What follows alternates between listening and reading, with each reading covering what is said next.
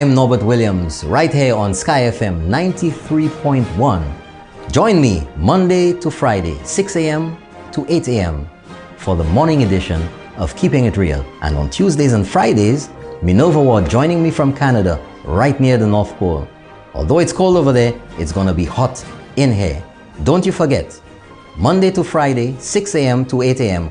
on GVD TV and streaming live on Facebook. Don't you miss it.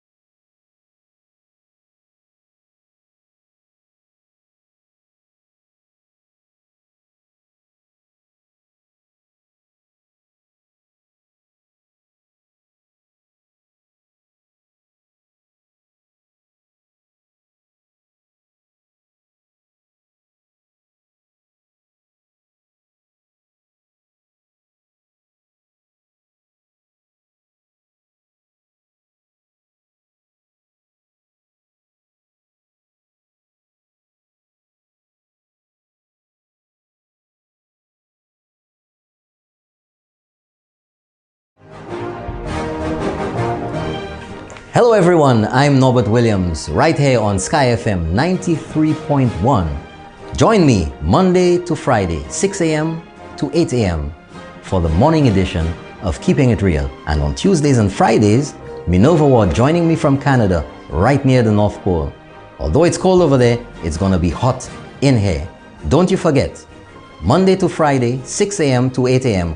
on GVD TV and streaming live on Facebook. Don't you miss it.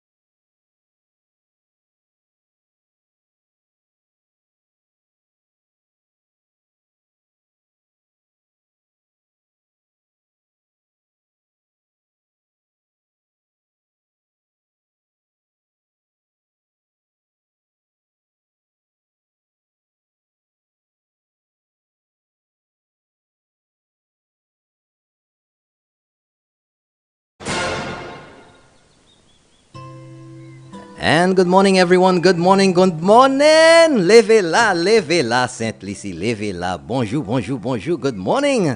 And welcome to another morning edition of Keeping It Real. I'm yours truly, Norbert Williams. And on the other line, on the other end, wherever she is, Minova Ward.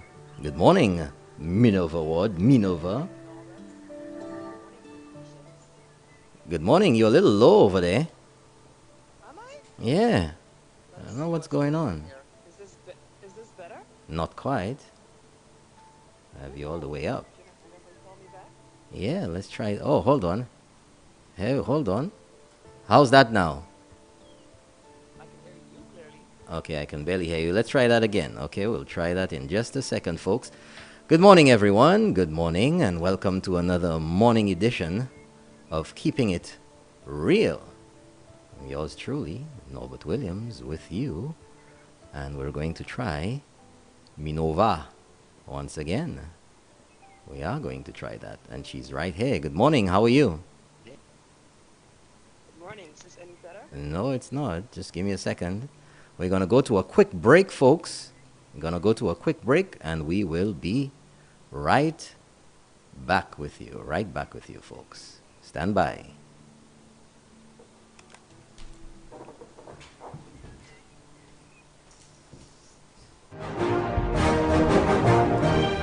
Hello everyone, I'm Norbert Williams, right here on Sky FM 93.1. Join me Monday to Friday, 6 a.m. to 8 a.m. for the morning edition of Keeping It Real. And on Tuesdays and Fridays, Minova Ward joining me from Canada, right near the North Pole. Although it's cold over there, it's gonna be hot in here. Don't you forget, Monday to Friday, 6 a.m. to 8 a.m. on GVD TV and streaming live on Facebook. Don't you miss it.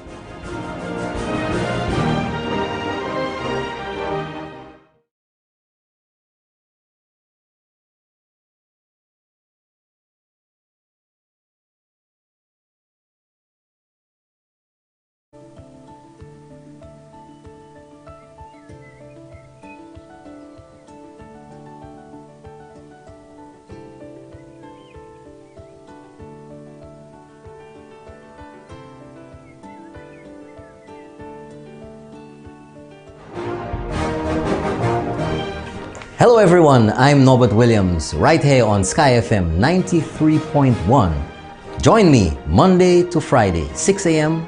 to 8 a.m. for the morning edition of Keeping It Real. And on Tuesdays and Fridays, Minova Ward joining me from Canada, right near the North Pole. Although it's cold over there, it's gonna be hot in here. Don't you forget, Monday to Friday, 6 a.m. to 8 a.m. on GVD TV and streaming live on Facebook. Don't you miss it.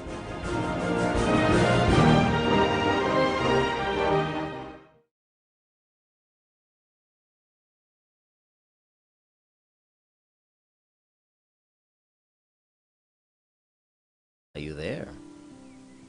I am. Okay, great. How are you hearing me now? Oh, Is much this better. better? Yeah, absolutely. Okay. Great. I don't know what That's you good. did. You gotta, I don't know, man. I Welcome stayed back, right here. I folks. did nothing but take the call.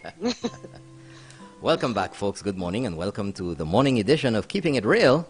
And of course, we starting things off this morning on the hot heels of the action last night, right here on Sky FM with the Honorable Guy Joseph and the man Champagne on Inside Castries Southeast. I'm sure everybody is talking about it. Many people were still talking about that show in their sleep last night. I'm sure Minova was too, because she was watching it. Yes, I was. And I And I received quite a few messages. took a little while for me to fall asleep last night. I don't know if I did. Yeah. After all of this, and already we have the crew. We have everybody online. Oh yeah, in the US. Oh, look at people logged in from the US of A on the stream. Jamaica, Antigua, Trinidad, Barbados, Cayenne, Martinique, Guadeloupe. Why? England, London, England, Manchester, Canada. Yohalai, they're there already. Japan, Taiwan. Who is it over there in Taiwan? You have people in Taiwan, Minerva? Yeah, there are lots of St. Lucian Lots of students in solutions. Taiwan. Yeah. So could be them. Yeah, more than likely. More than likely. Papua New Guinea. You know anybody over there? You've been sending out that No, I link all don't. over the place. Folks, we have so many people on already. I guess we all know what the hot topic is. Things, it hotty to the it hotty? Bon, yes, since last night. Nevertheless, we're going to go through the formalities as usual right here in the morning. We're going to say a good morning to all St. Lucians, wherever you are, in the north, the south, the east, the west. Good morning to those of you in the diaspora, and wherever you may be. And if you're a first-time listener or viewer of the show, if you're on Facebook, your Sky FM page, facebook.com/SkyFMSLU, or the Keeping It Real page, facebook.com/KeepingItRealSLU, or you on the GVD Facebook page, GVD TV, or you're watching on cable TV, the GVD channel 117 on Flow Cable, or you're listening to Sky FM around St. Lucia, one frequency, the only station so far, 93.1, wherever you are. And of course, streaming live online, live.skyfm.lc. That's right, folks, no new 2-part 2. But this morning, folks, guess who's going to be doing the honors to shout out the different places in St. Lucia? Of course, it happens here every morning because we have to be connected. We have to make everybody feel that they're part of the show. And Minerva's going to give her shout-outs, to the different places around St. Lucia. I always love how you try to set me up, Norbert. I ain't But setting like you I up, said, no way. I'm ready for you, Norbert. Oh, really? I'm ready for you. I am so ready for you. Really? Have you had your coffee? I'm sipping it right now. Well, you better. Good Get it morning, together. St. Lucians all over the world, wherever you are. Okay, well, let's... In New York. Yeah. Hold on, I dealt with that. Diaspora. You asked me to give shout-outs and then you want to take it in front. St. Lucia, where do you St. Lucia? We had Dilek diaspora. Well, give me a chance now. I am in the diaspora. Let me shout out my St. Lucians in the diaspora. Go ahead. Okay, don't interrupt. All right. Shout out to St. Lucians in the diaspora in New York, in Texas, in Toronto, in Edmonton, in Martinique, in French Guyana, in Guyana. Where are St. Lucians? In London. Where else we have St. Lucians, Norbert? Where we have a lot of St. Lucians. I'm not saying a word. How about St. Lucia? We have St. Lucians in St. Lucia.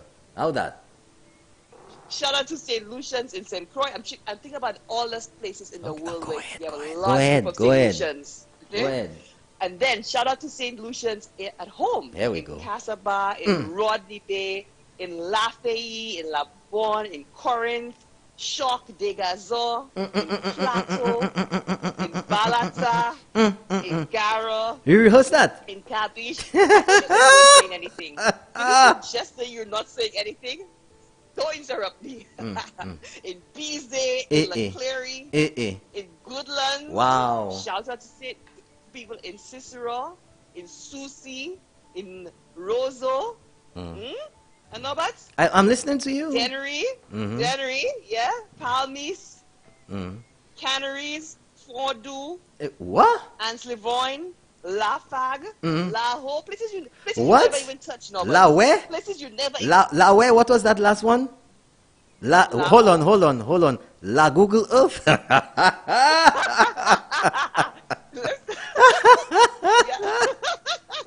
You have jokes, huh? La Google Earth. Robert, you never touch them places. You never shout them places out. That's the first time them people getting shout out on this show from me. Shout out to Grace, to Bance, to Cedar Heights, to Blanchard. Where's Cedar Heights? In Viewfort, Robert, in Viewfort. Wow. Boy, the border lines are really distinct early this morning. I was ready for you, Norbert. I was so ready for you. Shout out to St. Lucians in Monrepo. Yes. You ever been to Monrepo? You ever been to Monrepo? Oh. I'm sure you have. Yes, I have, Norbert. Yes, I have. Okay. All right. Just asking, just. That's the first time a lot of these people ever get a shout out, eh? So, just letting you know. Okay, good. Just letting you know. All right. I hear you. I hear you. What's happening in St. Lucia and around the world? Anything of importance?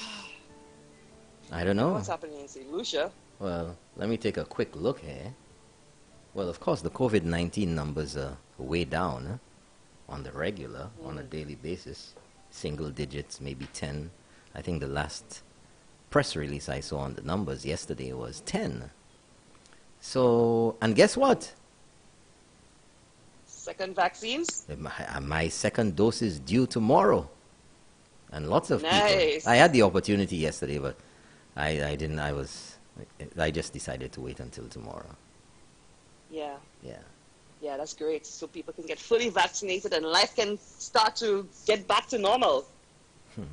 Yeah, we can't keep things locked up and locked down. We need to slowly transition out of this COVID thing because clearly it's going to be around for a little while. But life goes on. We need to move beyond it, and we need to reopen and get back to normal. So that's good that the second vaccines are here and people are getting vaccinated. Yeah. I've had my second dose, Norbert. Oh, you did? Okay, good. Yeah, I absolutely did. Oh, that's a few weeks ago, so I'm fully vaccinated. Oh, gosh. Look out. Look out. Look out. However, you know that if you come to St. Lucia, you still have to go into quarantine. Yes, unfortunately, and I hope we revise those protocols soon, as other Caribbean countries have been doing for fully vaccinated people. So countries like Barbados and Grenada and a few other Caribbean countries, once you're fully vaccinated, you come in with your negative PCR test taken 3 days before. You test again as soon as you arrive. Yeah. And as soon as that test comes back negative, you test out. You're free to leave. And I think we need to be heading in that direction. We cannot keep people who are fully vaccinated in quarantine for 2 weeks. The science does not support that. And if you're asking people to get fully vaccinated, we need to do that and move beyond. But we have to understand that the big thing about COVID-19 and what the vaccine is supposed to do.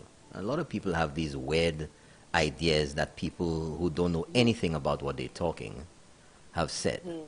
And that is that the vaccine is to give you a level of, if you want to say, immunity or protection from becoming seriously ill and dying. Yeah. It doesn't mean that you can't catch it. It just means that you will be or you will not be increasing the curve. And what the curve means, when they say flatten the curve, it's simply because that the high number of acutely ill persons or sick people from COVID overwhelm the healthcare system. And that's when you begin to have a lot of problems. People don't get the proper care. They don't get the proper attention. And then more people begin to die. And the other people who don't have COVID and have other illnesses and diseases that need to be taken care of, there's no space in the hospital. And that's what a lot of people forget, that it also affects the people who have absolutely nothing to do with COVID and need to get to the hospital, but there's no space. And that's what flattening the curve is all about. Yeah. So the curve is basically the capacity of your healthcare system to deal with the COVID cases. It includes things like beds, ventilators, the equipment you have, the machinery you have to deal with COVID. So the curve, each country's curve will be different because it depends on your health capacity. That's right. So that's right. I who's fully vaccinated, I may still get COVID, but it means that my symptoms will be a lot milder, and chances are I would be able to survive COVID. And stay at home. And not stay at home. And stay at home and not put a burden on the hospital system and so on. Yeah. We've seen in a lot of countries, including Canada, where other things that people need to access the medical system for have had to be postponed because of the strain that COVID has put on the healthcare system. That's right.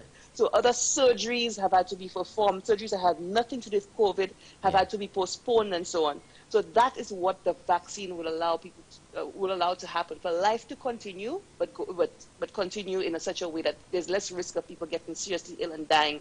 No, but I mean, I take the flu vaccine every single year. I don't play around that. When it comes to vaccines, medicine is there for a purpose, and I take it. I take my flu vaccine every year. As a matter of fact, my COVID certificate, it has all my vaccinations, which include the flu. I may still get the flu, but it means that my symptoms are a lot milder. You know, so I'm gonna step away from the mic quickly, but you can go ahead. I can still hear you. You just have to put something in place. So, so I was saying, vaccinations are nothing new. We take vaccines to go to school. I'm not sure if people realize that you have to get certain vaccines before you even go into school in kindergarten. This is not new. There's some countries in the world we travel to, we have to get vaccinated. People act like the COVID vaccine is the first vaccine they've ever taken.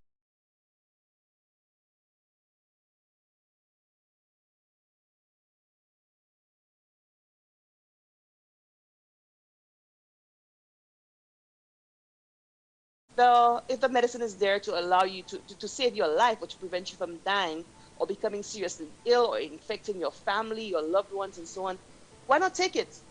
Why not take it? Yeah. I'm fully vaccinated. I haven't turned into a monster. There's nothing wrong with me. You sure?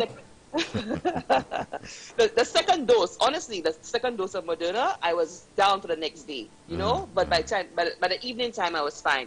But I've heard everybody say that because it's working. The medicine is working through your body. So I'm looking forward to our protocols being revised in line with science. And people in line with the science. Some people have made that a bad thing. You know, just like immediately, just like the word immediately. Like we'll inject 100 million immediately into the economy. Yeah. So we're guided by the science. Yeah, right. Yeah. No, if somebody is coming, if somebody is fully vaccinated is coming with a negative test, you're testing again on island, what is then the logic for leaving that person in quarantine for 2 weeks? Well, only if it's you. Amount of time. Only if it's you. I know you're dying to see me, but dying to give me a tour of St. Lucia. I thought you were the one who was going to do that. I thought you said you were going to give me a tour of St. Lucia. Since you want to show me around and act like I don't know Monrepo. Guess what? I'll put you on a tour, right? I'll put you on a bus each day to each community that you just called there a while ago. How about putting you on a bus to Monrepo? How's that? Right, by the market somewhere? Whatever. Put you on board. I said, driver, here's your $5. Lajay Monrepo. Bo highway. Lajay Monrepo. Like the people used to put their little kids on the bus. Lajay Marisile. Bamwe. Walk up Corinth. The good old days. So anyway, folks, it's 6:28. I don't know what's going on with Mr. LeClery, because when you see we get into the action this morning, it's going to be hot. LeClery, what's going on with you? I don't know, man. Sometimes this guy, he just, he likes to hear your voice so much. I don't think that he can get himself to call, but I don't know. No, but I haven't heard Miss Labry for a while, too. Have you heard her? Oh, she's been calling. She's been calling. Okay. She hasn't been calling every day. I don't know. Maybe she's, doing other things or whatever. Haven't heard Cassava Man in a while. Somebody messaged me yesterday and said that they haven't seen him by the road or his stuff out there. I'm very concerned about that, Norbert. So maybe he's doing some things or he's just taking it easy, People do different things. And maybe we're not a priority for him anymore, Good morning, you're on the air. Let's keep it real. Good morning. Oh! Good morning. Good morning. Good morning. How are you doing? I'm cool and easy as the wind blows. I can't resist that voice, And so I fasten my seat belt. Boy. Ready for takeoff. Ready to take off. So is this Mr. LeClery? That is. Yeah. Oh, okay. Which part of LeClery are you from? LeClery. By the church. LeClery proper? Oh, by the church. Okay. By the church, opposite the church. Minova, what's LeClery proper? No, but listen, I was born in LeClery, I'm a York. I'm just asking. Just so you know, don't test me, Do not test me. All right. I lived at Yorkville for the first 10 years of my life. You want me to name some people at Yorkville for you? No. I'm not going to put you on the spot like that. Now, You didn't know that about me and Norbert? Oh, you didn't know that about me. however, Yeah. love conquers all. Mm-hmm. But then it's never enough to have just love. It is wise to have knowledge as well. For both the balance, knowledge and love are required. Knowledge is a tool, and love is the method. Check to see how much knowledge that you have in all your field of action, and see to what extent that you have love. Without this too, you'll find that you are a slave and not a master. Why? You begin to be affected by circumstances, and you do not know how to handle them. And you have little patience, little tolerance, because love is not strong. It has been said that one does not ask authority if one cannot control one's own self. To have authority over our habits, our feelings, our emotions, is indeed to be in control. Have a great day. Thank you very much. Have a great day yourself. Thank you. That's the man, Mr. McCleary, giving it to you this morning. Yeah. So I'm just getting something else cleared up here, and then we're going to get into the action. The meat of the matter. I don't know, but maybe look it. Well, folks, at 6:31 in the morning, I think I better do the weather before. I'm looking out the window. I'm just eyeballing it, and I see blue skies today. Blue skies. Looks like it's gonna be another lovely day in St. Lucia. And in Castries right now, the weather at 6:31, temperature is 75 degrees, and it's partly cloudy, and I can see a few wisps of clouds over the hills, and it's gonna be a little back and forth this morning, mostly sunny, with almost a 0 chance of rain. And then about noon, 1 o'clock this afternoon, the clouds are going to start rolling in, and the sun and the clouds are going to play hide and seek all the way until sunset. And then we have about a 12% chance of rain about 10 o'clock midnight tonight. And you're going to see the clouds and the sun now playing their nighttime, not the sun, the clouds and the moon playing their nighttime thing, and the high temperature tonight is going to be 86 degrees. And the low is 75, and that's what the temperature is now. So it's been this temperature overnight into right now, and the sun's beginning to peek out over there. And that's just about it for today. Maybe the intermittent light shower, in different spots, but nothing really organized or anything for today. And I'm Norbert Williams from the Sky FM Weather Center. How you like that, Minerva? How you like that? Love it, except I would love if you gave the weather in Celsius instead of just Fahrenheit. Well, you know what? Why don't you do the conversion, since you're so adept at Google?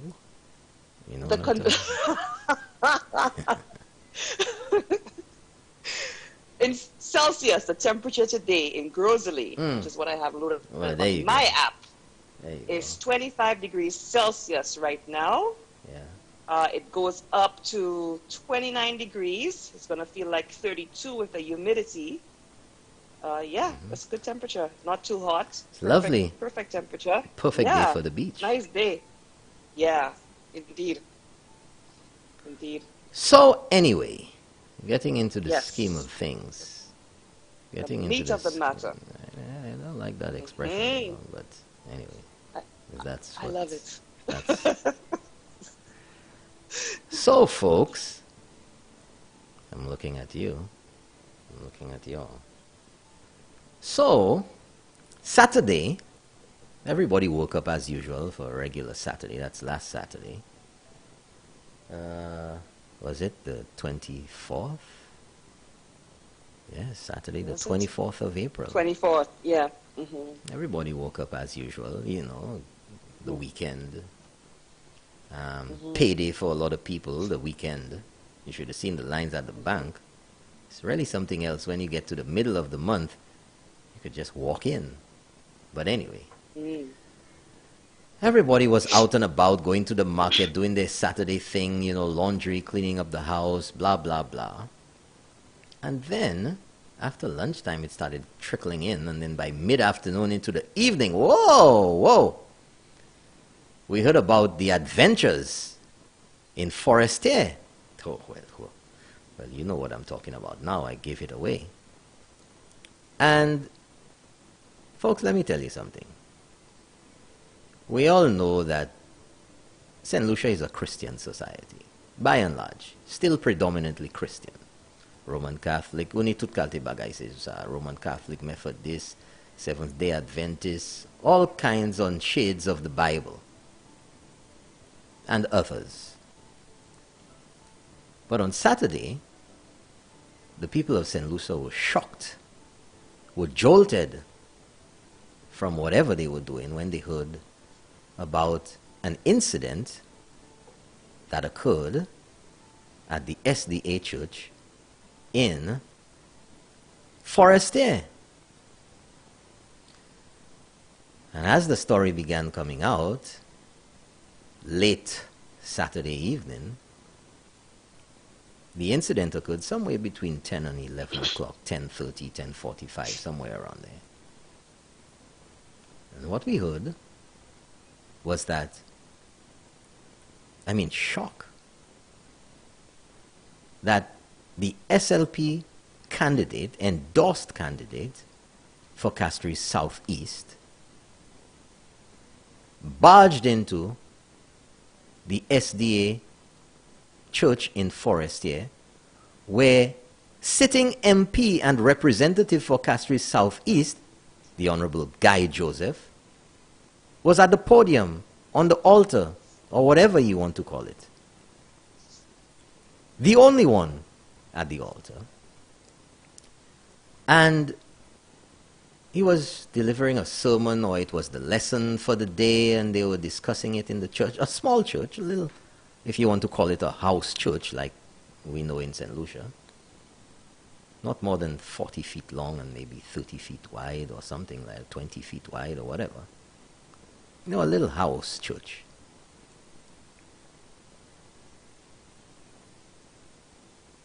And Joachim Henry, former senator, busted into the church. Brah! That's St. Lucian sound effects for you. He busted in. Brah! Where's Guy Joseph? I want Guy Joseph! Of course, everybody was shocked. There were about 30 people in the church. Guy Joseph was, as I said, up at the altar, at the podium, in a bright orange shirt. Not more than maybe about 30 feet away. It's not too far. You couldn't miss it. It looked like an orange. And then the commotion began. Oh, you can imagine the bedlam in the church. People making noise.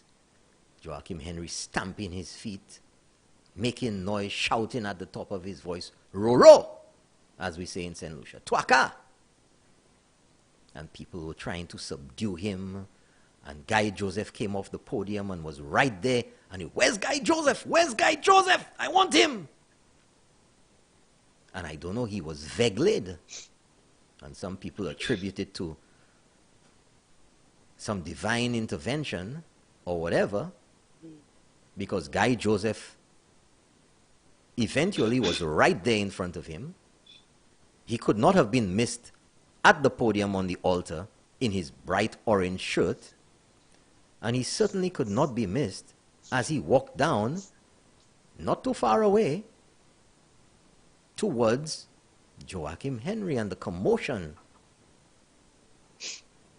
And when Guy Joseph was just feet away from him, could not be missed, still asking for Guy Joseph, I don't know, many people attribute it to some sort of divine intervention, that Guy Joseph apparently was invisible to him at the time, or that he was so enraged by whatever misconceptions he had that he was seeing, no pun intended, well, no pun anyway, red He was seeing red. And the trauma, from what I was informed, children crying in the church, startled, frightened by some of the elderly people who were there, one of them blind, not knowing what was going on. And of course, the bedlam inside of there, the back and forth. You can imagine it. People trying to subdue Joachim Henry and trying to reason with him. And then, lo and behold, Joachim Henry's wife entered the church. And she went for Guy Joseph. And people had to break off from the original or the initial party, the initial subduing Joachim Henry, and go to subdue her too.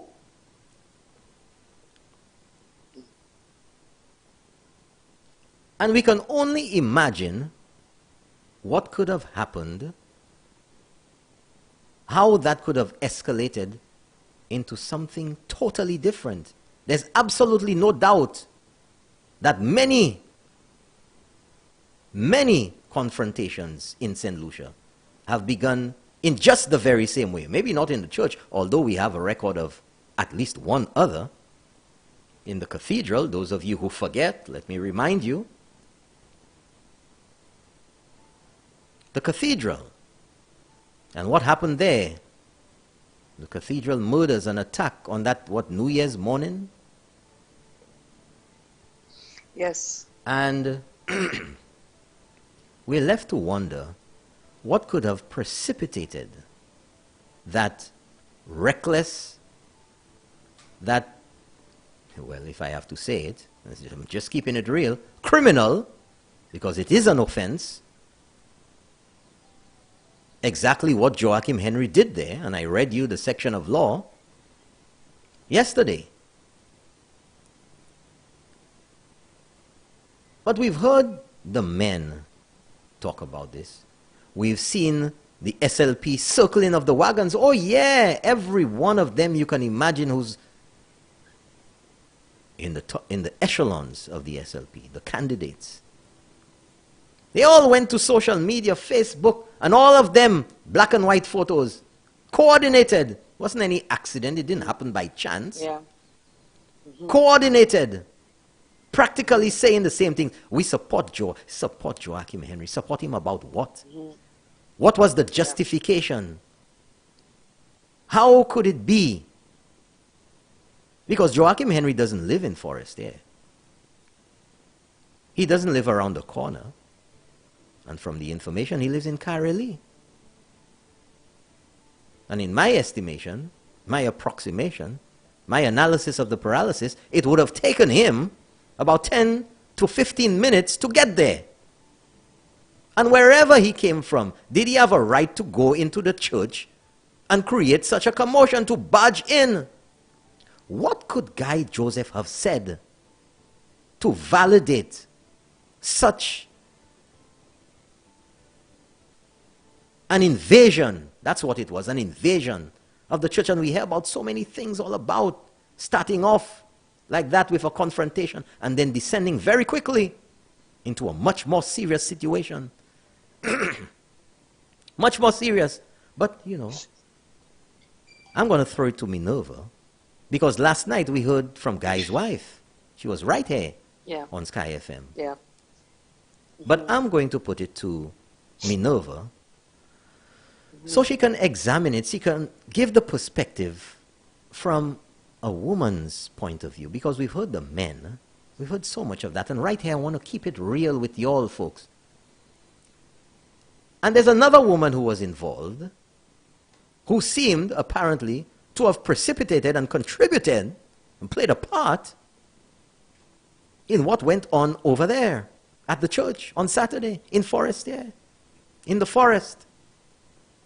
And then Guy Joseph's wife was walking in as well. So you can imagine the tumultuous affair that occurred there.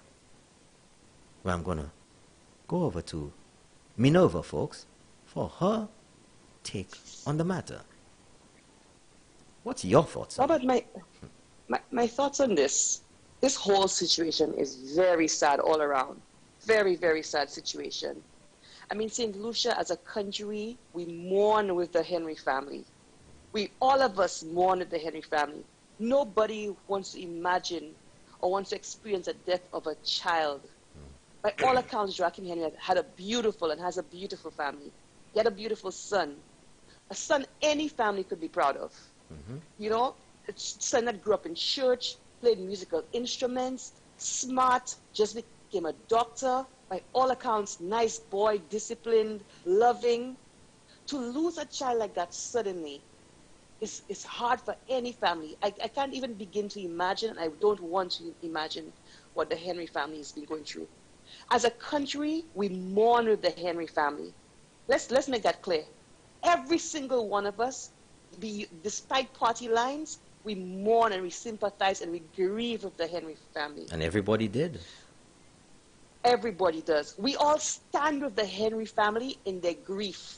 So when people come in to say they stand with the Henry family, let's be clear that we all, as St. Lucians, stand with the Henry family in their grief. But grief cannot be a reason, or it cannot justify what happened on Saturday. It cannot. It cannot. Whether Joachim Henry thinks he may have heard something Guy said, and it's amazing that up to now he has not said, or he has provided no evidence. None of them. Despite the fact that he has made the media rounds, despite the fact that the Labour Party has put out all their press release and tried to get in front of the message, nobody has been able to say what Guy Joseph allegedly said that sparked this behavior, this action on the part of Joachim Henry and his wife. This mad Nobody rage. has been able to provide any evidence of that.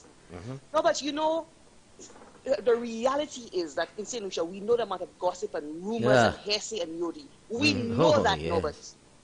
My mother always says two times you hear the most gossip about somebody, whether true or not, when they at their wedding and when they die. 2 times. All what you do throughout your lifetime, or what you don't do throughout your lifetime, you will hear about it when you get married and when you die. Unfortunately, that's the kind of society we are as St. Lucians, and we know it. So all kinds of rumors circulating, all kinds of stories going around. Every time somebody dies, it's not just the young Mr. Henry that passed away. Everybody who dies, their family has had to deal with the gossip and the stuff going around. That's not new, Norbert. The young man from Nico, Jeremiah Norbert, was in an accident. I heard voice clips of people making all kinds of aspersions, all kinds of stuff, blaming Gail Rigobert's family for the accident, all kinds of nonsense. So we know that. The Henry, are you hearing an echo, Norbert? No, I'm not. Okay, I'm hearing myself echoing, but that's fine. So we don't know what the source of that rumor was that reached Joachim Henry. I don't know how it was substantiated. If somebody came to him and said, I hear Mr. Guy say this, you know. But to take those actions based on nothing more than a rumor and yodi, without any evidence, without any proof, it's crazy. It's totally out of line. Totally out of line. Totally out of line. And even if Guy Joseph had said something that may have been offensive to you, that is still not how you deal with the matter. That is still not how you deal with the matter, to burst in the house of the Lord, which is a criminal offense, by the way, under the Criminal Act. What he did there was a criminal offense to disrupt the church service, to burst into the house of the Lord as a Seventh-day Adventist, and disrupt the service to the point where children are crying. People are trying to hold you back. Elders are trying to restrain you. Your wife is pushing past you and going to the pulpit for Guy Joseph. I mean, where in your judgment, where in your right mind is that acceptable? Is that how we deal with conflict in St. Lucia? Is that the message that we are sending to our children and to our young people, that this is how you deal with conflict? If somebody says something about you or your family which may be hurtful, to confront them in church. Where's the SLP's right You know, mind? or to confront them in that matter. No, but what message are we sending our people? Not we, them. The Yeah. Yeah, but how could they how could they try to justify something like that? What message does that send? That is not how you deal with conflict, period. No, but more things have been said about Guy Joseph, Yeah. apart from Alan Chastain. More things have been said about Guy Joseph and his family and his wife and his sisters and his siblings than Yep. anybody else in St. Lucia. Ever. Then you Guy can grins count. and bears it. Guy grins and bears it, Norbert. I saw a post yesterday. Somebody said Yep. they're sad because he's alive. Yep, I saw that There's too. so much that Guy Joseph has had to bear over the years. Yep. All kinds of aspersions on his character, attacks on his family. You don't see Guy Joseph behaving like that. At all. Alan Chastain has had to bear so many attacks from the Labour Party side. But before you go don't ahead, see him behaving like that. before you go ahead, not just Guy Joseph, his wife has been one of grace Absolutely. and respect Absolutely. in all of the Absolutely. things that they've said about them Absolutely. and her. The nastiest Yeah. things, and you know the nastiest things that you can imagine, and they've become nasty. And this makes you, recall the statement of a certain politicians on the SLP side who said that these elections will be the nastiest in St. Lucia's history. I wonder where that's coming from and what it has encouraged. Yeah, absolutely. Yes, Guy Joseph's wife has been the subject of attacks too. They've even gone as far as questioning and saying Guy and his wife are cursed. They can't have children. Yep. I mean, how Nasty. low can people go? And Guy and his wife they've had to be subjected to that. Have you seen Guy behaving in such a manner? No, you have not. That is not the message we're sending people now, but there's a way that you handle conflict. There are courses in conflict management. And if Joachim Henry and his family are grieving to the point where they're not thinking straight, where they're lacking judgment, they need to step out of the political arena because it can be, no, but it's a lot. Under the best of circumstances, being in politics is a lot. Yep. No, but you and I are not even in politics, and we have to be attacked. We are attacked. I ain't attacking nobody. So You don't see me running up in no church. Exactly. So in addition to the grief, you now have the strain and stress of an election campaign. If you cannot do both, back out of one. Back out of one. Because clearly his judgment is clouded. Clearly he's not thinking straight. Clearly he's making poor decisions. And justifying at the end of it. No, but just the part of it that really, really, really bugs me more than that, beyond what Joachim Henry and his wife did, was the Labour Party's position. The Labour Party's position. So when that happened, so like you said, we started hearing about this thing from Saturday evening. The word started getting around. The Labour Party went into crisis management mode. Crisis management mode. Obviously guided by a consultant. Obviously. It's very obvious to me. I know the Labour Party tactics like the back of my hand. It's very obvious what they do and when they do things. So they went to crisis management mode, wrote a press release overnight to take in front of the message, to do damage control, to shift the blame to Port-au-Vent, to shift the blame from the true victim in this incident, which was Guy Joseph, his wife, and the SDA Church. Yes. These were the victims in this matter, not Joachim. Joachim was the aggressor. Joachim's wife was the aggressor. They weren't the victims in this. In this incident of what happened in the church, they weren't the victim. Guy was a victim, his wife, and the SDA Church. We like to act like Guy Joseph don't have feelings or his wife doesn't have feelings. They have feelings too. They are human too. People like to believe that Joachim Henry and everybody else have feelings and it should not be insulted and stuff, but they can give Guy all the insults they want in the world. They can give his wife all the insults they want in the world. Guy Joseph bleeds too. He has family too. He has sisters and brothers that hurt too when they see the comments about them. His wife has family too. So despite the fact that Guy may appear to be tough, he is human too. Why do you think insults on him are okay, but insults on anybody else is not okay? Guy is human too, not because he doesn't come and cry in the media. That's right. Feel it. That's right. Not because his family doesn't come and cry in the media means that his family don't hurt too. Oh, this Mary Madeleine. Yeah. So listen to the Labour Party now rushes overnight to do a press release. And listen to how disingenuous they are. Again, doing attempts at damage control. And I don't know who advised them and the consultant that this is how you do damage control or how you handle a crisis. Because I learned when I have done my PR that when you're doing crisis management, you own your error and you apologize.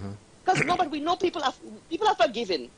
Yeah. You own your error, you admit you made a mistake with a lapse of judgment in a moment of emotions, you acted inappropriately, you apologize, you move on, people will forgive you. As a matter of fact, people will respect you more for apologizing. It's not true, Norbert? Absolutely, but they've compounded the situation. Yes. Labour Party. This could have died already, you know. Yeah. This could Circle have the died. wagons. People could have moved past that a long time ago. But Labour Party, through their being wrong and strong, Arrogance. they have added arrogance, added fuel to this fire. Listen to this press release. SLP says no to abusive campaigning. The SLP is deeply disturbed by the unwarranted verbal abuse. Which verbal abuse? Have we heard or seen any evidence of verbal abuse and untruths being leveled towards candidate Joachim Henry and family? Have you seen any untruths, Norbert? Have not seen any. Untruths? Who stormed politicking? Read that first line again. The SLP is deeply disturbed by the unwarranted verbal abuse. And listen to the language. Unwarranted verbal abuse and untruths being leveled towards candidate Joachim Henry and his family, especially during this time as they mourn the sudden death of their son. So the invasion of the church in Forestier was verbal abuse against his family? According to the Labour Party, according to the Joachim SLP Henry, doctrine, Joachim Henry and his wife left wherever they were and went there, you know. They drove. Yes, They had exactly. time to think about it. They must have spoken about it and planned to go there, to get there. They were not going to the supermarket and then suddenly saw Guy Joseph there. They were not going to church at the same church that he attends and suddenly saw him there. They went there with a specific purpose. It was premeditated. Exactly. It was premeditated to go there in the middle of the service and disrupt. Because I'm sure they knew what time the service was. Yep. Or if they wanted to see Guy, they could have waited for after the service and say, Mr. Guy, I'd like to talk to you. I heard XYZ. Is that the case? Did you say this? If you did, this is hurtful to my family. But hold on. Premeditated. But hold on, man. Hold on. How juvenile, how infantile, how ridiculously schoolyardish is this? I mean, these are grown adults, big people, like we say here. You have to go and tell somebody, well, I hear you say that, you say that. How petty and ridiculous. I mean, seriously, it is absolutely ridiculous. Oh, I hear you say that about me. I mean, what ridiculousness is this? And the big question in all of this, the big question I'm going to throw at you and to everybody else out there, regardless of whatever they were thinking or anything, what incarnation did that thing solve? Did it make the situation better for them? Did it bring back their son? And I'm not being insensitive. What did they expect to accomplish by going there? What would have happened? And even if, listen well, even if Guy Joseph had said anything that they are alleging, would it be undone? Would it change the circumstances? Would it make their situation any different? What soulagement did they want to get by going there? The only obvious outcome from this is exactly what we have now, and it could have been worse. Absolutely. They inflate their actions, their decisions, their premeditated actions and decisions to inflame that entire situation, which could have been handled very differently. Or it could have ended up worse. Because if, God forbid, somebody had retaliated in the church, because nobody, think about it. You are the pulpit preaching. You're the pulpit preaching. Somebody enters the church, or two people enter the church, screaming, shouting, asking for you. No, but your body immediately goes into a situation of fight or flight. Yes. We've seen incidents in the Catholic Church adrenaline, where we had these two. We've seen another incident. There's another church some time ago with a guy with shouting lava and torch and stuff. We've had church incidents in St. Lucia before. So you're in a church, two people coming screaming at you. Your body goes into shock. You go into fight or flight. You go into self-preservation mode there. There's chaos around you. Children screaming, children crying, elders trying to hold people back. You do not know what people could have done in the moment. This could have been worse. Like Guy Joseph said, it was divine intervention on Saturday that Joachim did not see him, which was very strange that guy was a one person standing, if he walks in the church and is directly in his line of sight, he should have seen guy. Yep. But like a caller said last night, it was divine intervention. There may have been an angel blocking his view, because that could have ended up worse. When people go into self-preservation mode, Guy Joseph's wife is there. He will, I'm sure as a man, he's going to do anything to defend and protect his wife and to protect the people in the congregation. It could have ended up worse. Of what motive did Joachim Henry, what did he hope to accomplish by going to a church, disrupting the service, and to confront Guy? That is not how you do things. You know Guy's number. You wait until after church if you have to see him face to face. Go to his house. Do something else. But the big so thing, going back to the labor, the big thing in all of this, and I think what the SLP is attempting to do, is number one, deflect the responsibility from Joachim Henry for his actions. Because whatever you say, every part of the way, there are different responsibilities. And at that point in time, the person and persons responsible for what transpired at the church is Joachim Henry. Nobody left the church to go anywhere. Nobody was walking down the road. Joachim Henry came from wherever he came from. He parked his vehicle, and if he was riding a horse, he tied up the horse. If he was in a caboose, he parked it somewhere. And he walked on his own 2 feet, like we say to St. Lucia, and he entered, he invaded the church. Bra! In St. Lucian parlance. He invaded. Bra! He entway. But the big thing that everybody on the 6 horsemen side is trying to make you do is to forget a very important factor, a very important fact in all of this. And that is that Joachim Henry is the SLP endorsed candidate for Castries Southeast, the same constituency where he's running against, guess who? Guy Joseph, who is the sitting MP. So the question that needs to be asked is, where is the sense and sensibility of a man aspiring who is a former senator, who's very well aware of the responsibilities of observing the law, and who's aspiring to be a parliamentarian who will be passing the laws and expecting other people to observe and obey the law in St. Lucia? Is this the image we want to set? Is this the precedent we want to set for people aspiring to political office in St. Lucia? And what they want to distract you from, the responsibility, and I'll use the word, the culpability, because under the law in St. Lucia, it's a criminal offense, and trying to place it on Guy Joseph, who did absolutely nothing. I don't care what he said. You had time to think, and it was premeditated. Joachim Henry is not fit for public office. But even beyond Joachim, the crisis management in this, where the Labour Party failed to take ownership of what happened, try to shift blame to the victim, try to use reverse psychology, trying to get sympathy support, trying to do damage control, all of that. You know what? It shows the lack of leadership of the Labour Party, and I put it back on them, the lack of leadership.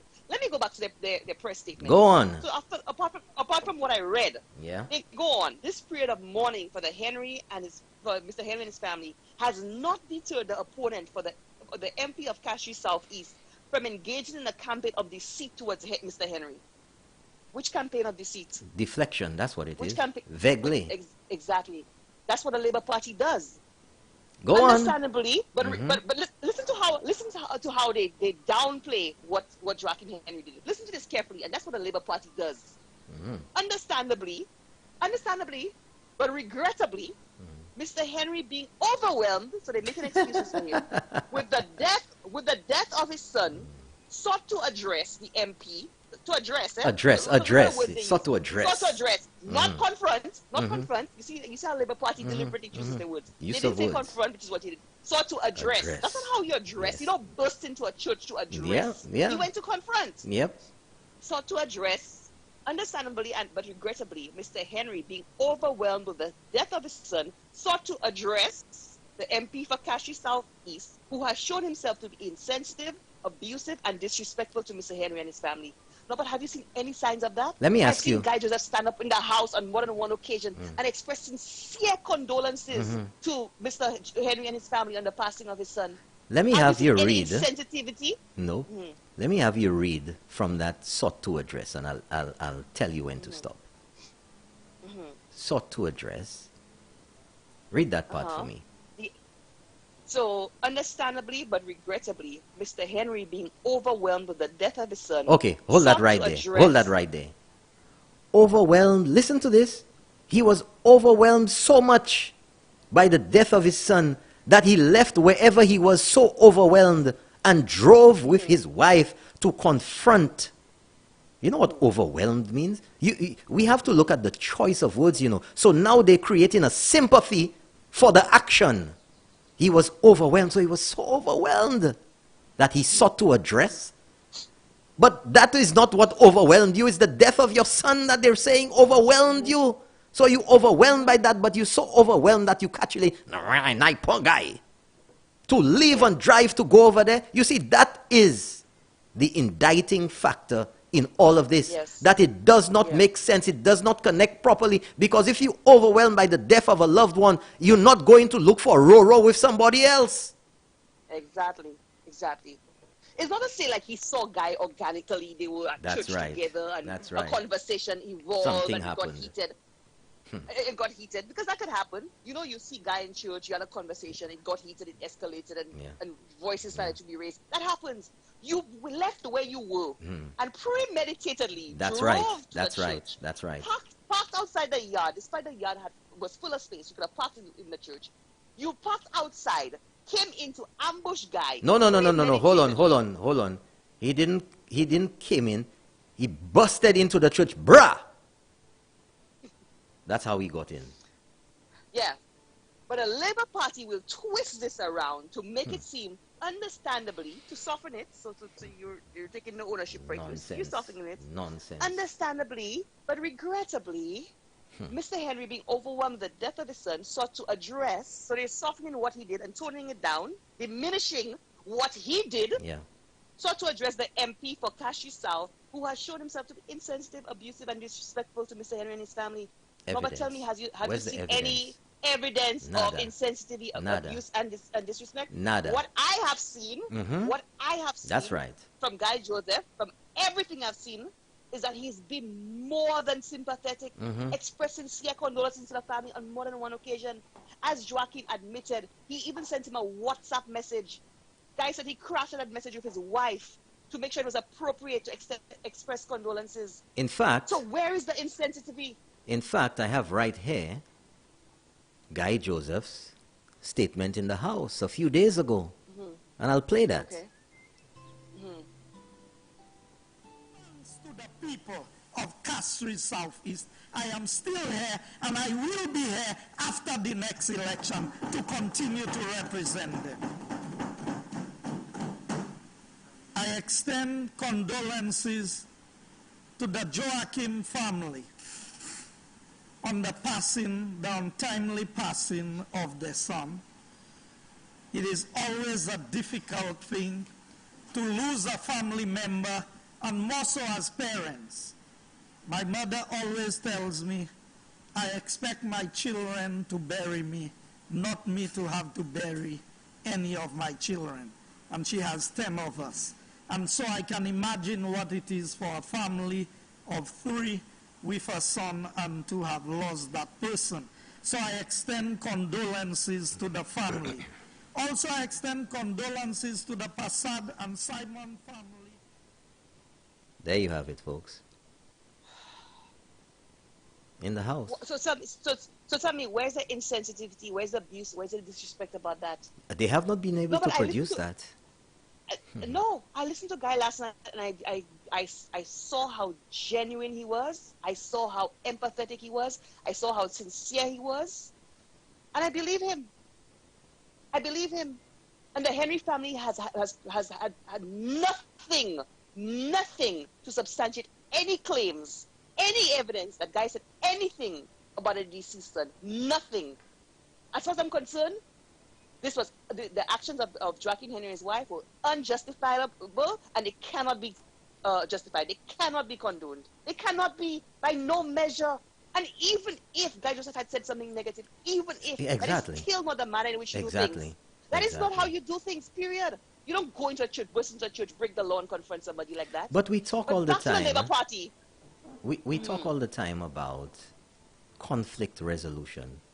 And one of the talking points of the SLP, and everybody, has been the crimes, the murders that we have with young men in St. Lucia, and criminality in physical violence. And they talk about our young men need to learn conflict resolution, that you cannot deal with things in that way. What message are you sending there to these same young men that you expect to handle their differences? So you're telling me, if somebody's loved one, or if somebody is having a bad day and they're walking in town and somebody look at them bad, or they believe, or somebody goes and says, well, hey, you know, Minerva said this about you, that gives you the right to go up to them and confront them? Exactly. Do you think that confrontation there in the church, if people had not intervened, that would have just, oh, you know what, guess what, guy, I really want to talk to you about what they said that you said. You know, is that true? The manner in busting into the church, does that give you any indication of any civilized discussion that would ensue? That there was any intention of anything of the sort? Absolutely not. Nothing good could have come from that, Norbert. Nothing good. Nothing positive could have come from that. No resolution. No common meeting of the minds could have come from that manner. No, but if you do me something and I come to you yelling and screaming, what's going to be your immediate reaction? Exactly. Are we going to reach a common mind? Could anything good come from that? But if I feel you do me something and I come to you and I say, no, but I understand you did X, Y, Z. What is that about? You know, that really hurt me. I didn't like what you said. There could be a meeting of the minds. We could solve it. We could solve it there. Tone, manner, behavior in which you handle things. What message was Joachim setting for his followers? What message is the Labour Party setting for the young people of St. Lucia? What message are they sending for the population of St. Lucia? Exactly. Look at our murder rate. Look at our murder rate. Clearly issues of a lack of conflict management. In many cases, conflicts that have escalated. What message are they sending for the population of St. Lucia? And you know what? On top of being wrong, the Labour Party is being strong on top of it. Lack of leadership. I don't know what that consultant told them. That's the way to handle crisis management, but that's not the way you handle a crisis. That is not the way you deal with something when something goes wrong. You do not attempt to shift the blame.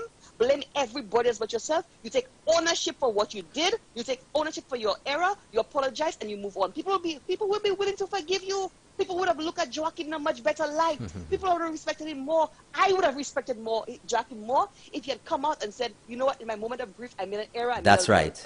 That's right. It was a lapse in judgment. I would have Joachim on a pedestal higher than I have him now. Utmost respect, because it takes a big man to apologize. It's very late for that now. Actions. But you know what the Labour Party did? Because the Labour Party loves to be wrong and strong. That's right. It. Like somebody said, somebody to Newspin said the other day, everything wrong automatically becomes right once it's a St. Lucia Labour Party. No, but this incident, let me read some of the messages. And so I have a few to read here. Listen, the Labour Party went into crisis management mode. Overnight, I don't know if it's a consultant or the PR or whoever did that press release for them, which is absurd. Absurd. By morning, we woke up on Sunday morning, we saw all of the candidates issue statements on their Facebook, all of them with a coordinated black and white photo to evoke sympathy. Strategic and coordinated. There was nothing organic, there was nothing genuine about those messages. Very coordinated to psychologically, black and white, grief evokes feelings of sympathy and so on. Very coordinated from the Labour Party. Very coordinated. Listen to some of the messages. And that's what I can't stand about the Labour Party. Listen to Ernest Hiller's statement. Brother Joaquin Henry, I stand with you and your family during these trying times. I have no issue with anybody standing with Joaquin Henry. Brother Joaquin Henry, I stand with you and your family during these trying times. But listen to this. I further make a call today for all St. Lucians to condemn the mudslinging and insults by his political opponent towards the Henry family during this time of grief. Did that happen at the church? Where is the mudslinging? In the church. They threw mud at him in the church. Where is the mudslinging? Ernest Hilaire, where is the mudslinging? Nonsense. Where is the mudslinging, Ernest Hilaire? Papi show, man. Papi show. Alfred Prosper. Malmene Yosevel. Malmene Yosevel. Listen to Alfred Prosper. Yeah. I am deeply concerned by the insensitive attacks brought against Brother Joachim Henry. Where are the insensitive attacks? I'm deeply concerned by the insensitive attacks brought against Brother Joachim and his family during their period of mourning. Listen to Jeremiah Norbert. Oh. Listen to Jeremiah Norbert. I mean, the guy the same day who had a motorcade? Same day. In COVID. Same one that had a motorcade without permission from the police. But that will be another story. A mass event with no social distancing without the permission of the my police. goodness. But that is for another show. That's for another show. So Jeremiah Norbert, evil will never win and the wicked shall never triumph. Where was the evil here? Are you trying to say Guy Joseph is evil? But that's the narrative the Labour Party is pushing. I see them calling Guy Joseph devil. All kinds of nonsense. That is the message in the Labour Party is pushing against politics of hate in St. Lucia. That is the Labour Party for you. Divide, hatred. The level of divisiveness I see in St. Lucia, thanks to the Labour Party. I've never seen it like this before. That's not a level. They pushing politics of division, racial division. They put in politics of hatred. Yep. Jeremiah Norbert, shame on you. Shame on you. Will never win and the wicked shall never triumph. Shame on Shame you, on Jeremiah you. Norbert. Shame on all of them. Listen to Kenson Kazime, who I thought was a baby, who I thought would have been a breath of fresh air as a young person coming into politics. Forget about that. That's he's changed. no different. He's fallen into the ranks, the same ranks as the Labour Party. Sulfur. The old guard of the Labour Party. Sulfur. He's fallen straight into the ranks. Yeah. Sulfur. Listen to his statement on Sunday morning. Fret not yourself because of evildoers. Neither be envious of workers of iniquity. You see how they're trying to paint Guy? You see how they're trying to paint Guy, the Labour Party. Not one mention. I am saddened by the insults and propaganda. Have you heard insults and propaganda? Up to now, none of them.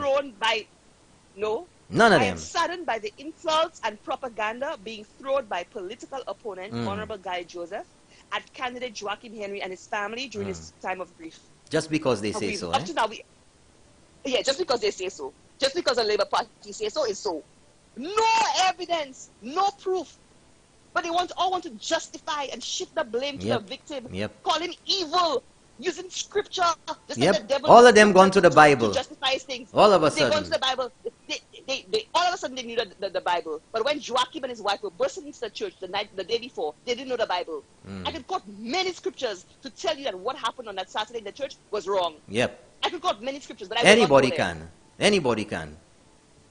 No, but the devil uses scripture for its own purpose. The Labour Party using scripture to call Guy Joseph evil.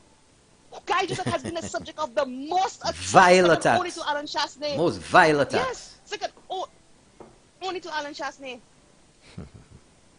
There's a Labour Party for you. Instead of taking ownership and accepting we made an error or our candidate made an error. He did, yeah. And moving on, they fan the flames. They try to reverse the psychology. They try to play the sympathy card. They try to shift blame to the victim. That's what the Labour Party has done. Try to further demonize Guy Joseph. Yes, Norbert. That's my piece on the matter. Okay, calm down now. Take it easy.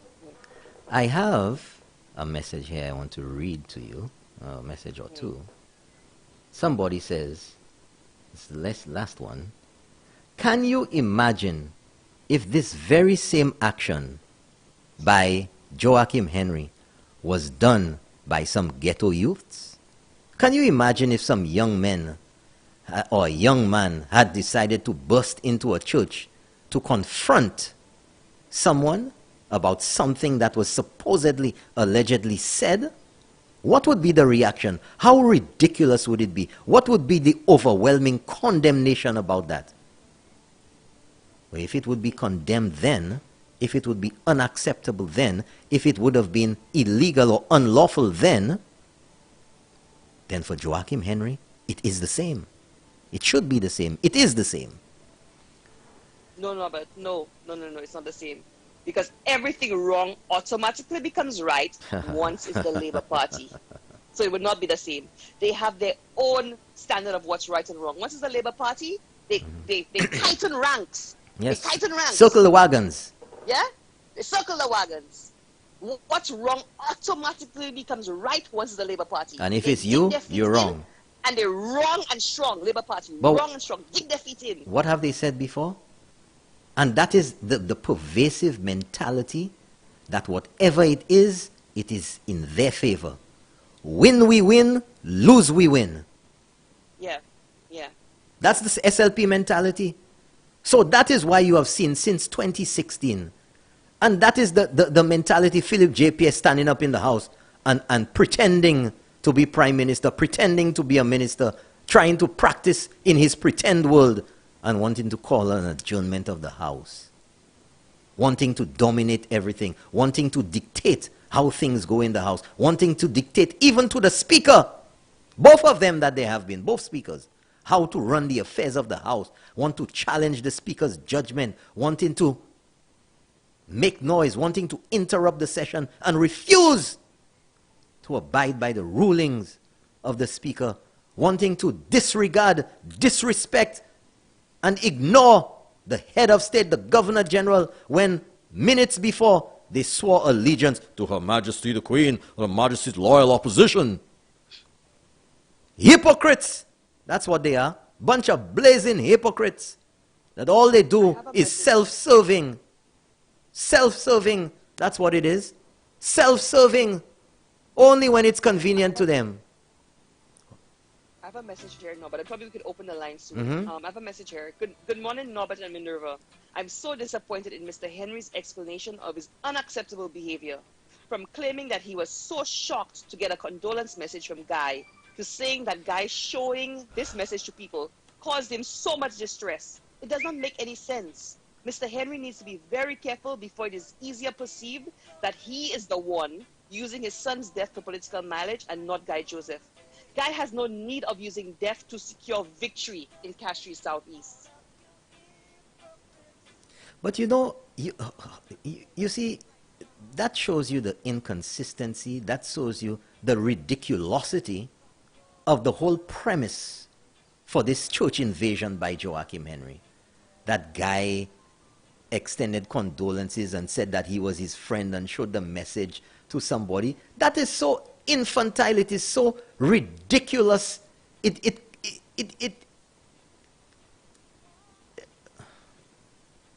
eludes any comprehension, any sense at all. It is so ridiculous. And then now these people are trying to cultivate that as some type of excuse, as some type of reason to justify the nonsense that went on there. I'm going to put the phone back on the hook. 456-0931. In the meantime, hypocrites.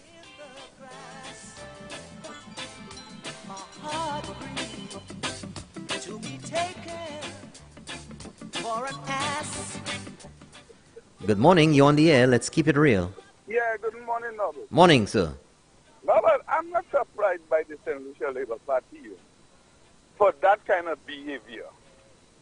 Because I realize from the time they won the 16-1 mandate, that's where everything gone bad. Old mass. Yes, real bad.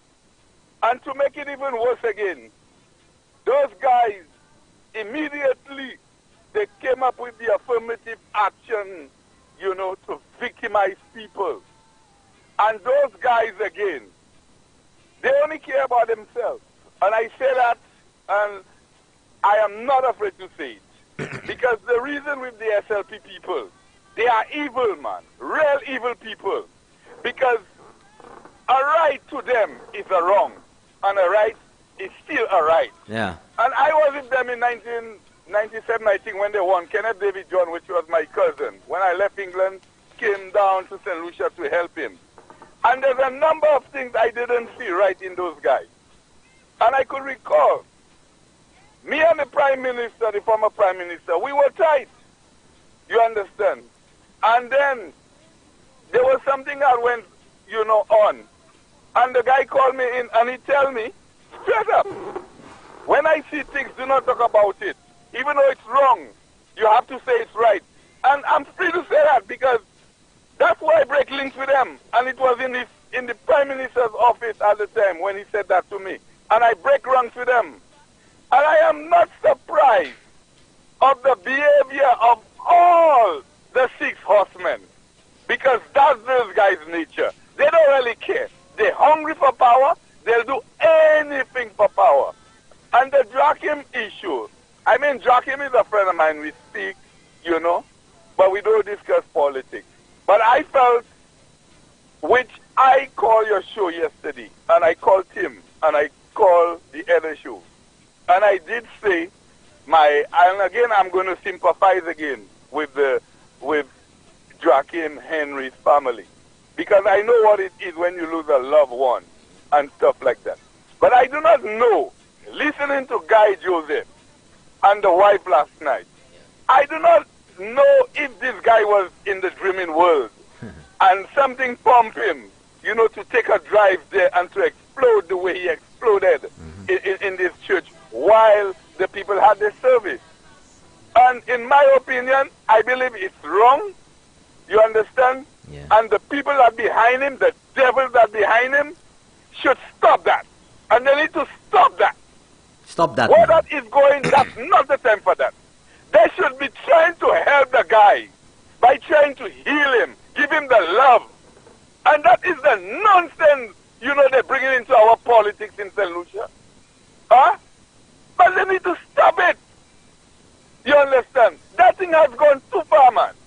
And the man, you know, in his area, you know, on a platform, maybe preaching the Bible, and you just bursting into the church for what? Because those guys, I don't know what happened to them. I believe he should have just wait, settle down, call the guy, and say, hey, we need to have a talk. Can you come over, or can I come over? And deal with that. But the way you went there, man, and then I heard all kinds of stuff, and I want to quote. What I heard on Houston, like gun was received by a certain person, that one went and take it. Well, I wasn't there. I heard that on Tim's thing with the interview. But the truth of the matter is, I believe that that gun should be reported directly to the police station. And in my opinion, there should be an investigation into that. That is serious. There has to be. You know, that is serious. And I believe this guy, he's my friend, but Joachim, again, I'm going to sympathize with you. I do not believe you should put yourself in that kind of thing. You need some counseling. And I believe if the Labour Party was in his favor, they should try to help him. At this point, I know you're right, and you need some counseling. At this point, caller, yes. I believe the right thing to do now, in aspiring to the highest office in the land, yes, that he needs to withdraw. Yeah, he's not suitable I agree, anymore. because he's not in a good frame of mind right now. I know what it is when you lose, you know. Well, I don't know about a frame of mind right now. I mean, there have been reports of other things that we will not discuss here right now. Well, I agree. But however, let me read something there quickly. Yeah. I have a few points here. Joachim Henry was not just a senator. He was the leader of the of opposition business. You in the Senate, you have leader of government business, and you have leader of opposition business in the Senate. He used to guide business of the Senate, and the decorum of opposition senators is like you have a leader. You're the leader of the opposition in the House, in the Senate, and you're responsible for having them in order. You're responsible for their decorum. Yeah. His responsibility as well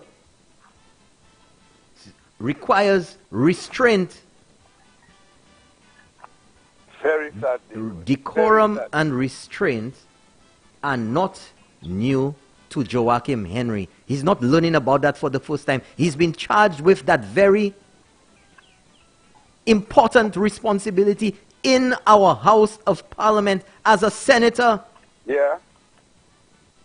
And then somebody says now, Mr. Leclerc, very apropos for the present situation, debacle going on presently, love and balance must guide us or emotions get out of control. Not a damn seat for them. Yeah, but before I go, I would like you to play for Joachim for me, please. It's not a bad song. You remix. Some of them want to use you and abuse you. And that is what is going on. That is the Labour Party for me today. Because I recall when they won 16-1, they call it New Labour. And you have all kind of witches thing happening in St. Lucia. Blood sharing in St. Lucia. Man, not a damn seat for them. And calling all them young people to make sure they put those, to make sure these guys does not get into government. Because we're going to suffer the same way. Mm-hmm. That those people who love their loved ones are going to be suffering. All right. So thank you very much, we caller. need to vote them out. Thank you very much. And that song, please play for me by Eurythmics. Eurythmics. Yes, you know this song. What's the name? What's the name? Some of them want to use you. Some of them want to use you. Some of them want to get used by you. Yeah. Yeah, that's what exactly they're playing in this guy. Yeah. I want you to play it so he could pick the sense out of this song. They're playing him like a fiddle. Or they're playing the situation like a fiddle. Exactly. Okay, thank you very much, caller. Thank you very much. Have a great day. Thank you very much for calling. Another message here. Joachim may have also wanted an audience, hence he went to the church to confront Guy. He made that choice because he could have done it after church, at home or over the phone. Good morning, you're on the air. Let's keep it real. Yes, I know I am on the air. Good morning. Morning, I'm how from are you? Labrie. I just want Good to morning, say Miss thanks Labrie. to you and Minerva. And I want to, today's Ring the Bell, so wife's birthday. Yes, and the wedding anniversary as The well. wedding anniversary also, and I want, you see, praise God for you being on the air, keeping my mind fresh every morning. So I thank you, yours truly, and Minerva. Thanks for you all the time. Bye-bye. Bye-bye. Have a nice blessed day. Thank you for calling. Take care. Somebody has sent me a message. Let me read that out to you. Joachim Henry busted into the church like John Wayne. Good morning, you on the air. Let's keep it real. Yeah, let's keep it real. Yes. Play Kenny and Tony. That's how this thing is. Remember that song by Bingo? Yeah, by Bingo. Kenny and Tony. Yeah. Yeah, that's it. Okay. Thank you very much, caller. Thanks for keeping it real. 4560931. We have quite a number of messages on, and we have a call coming in via WhatsApp. Good morning, you're on the air. Let's keep it real. Good morning, you're on the air. Okay. All right. Okay, folks. Sorry, I forgot to say that again today. When Minerva is on, we don't take any calls via the 485 number, whether it's WhatsApp or direct. If you want to call into the studio, it's 4560931. Good morning, you're on the air. Let's keep it real.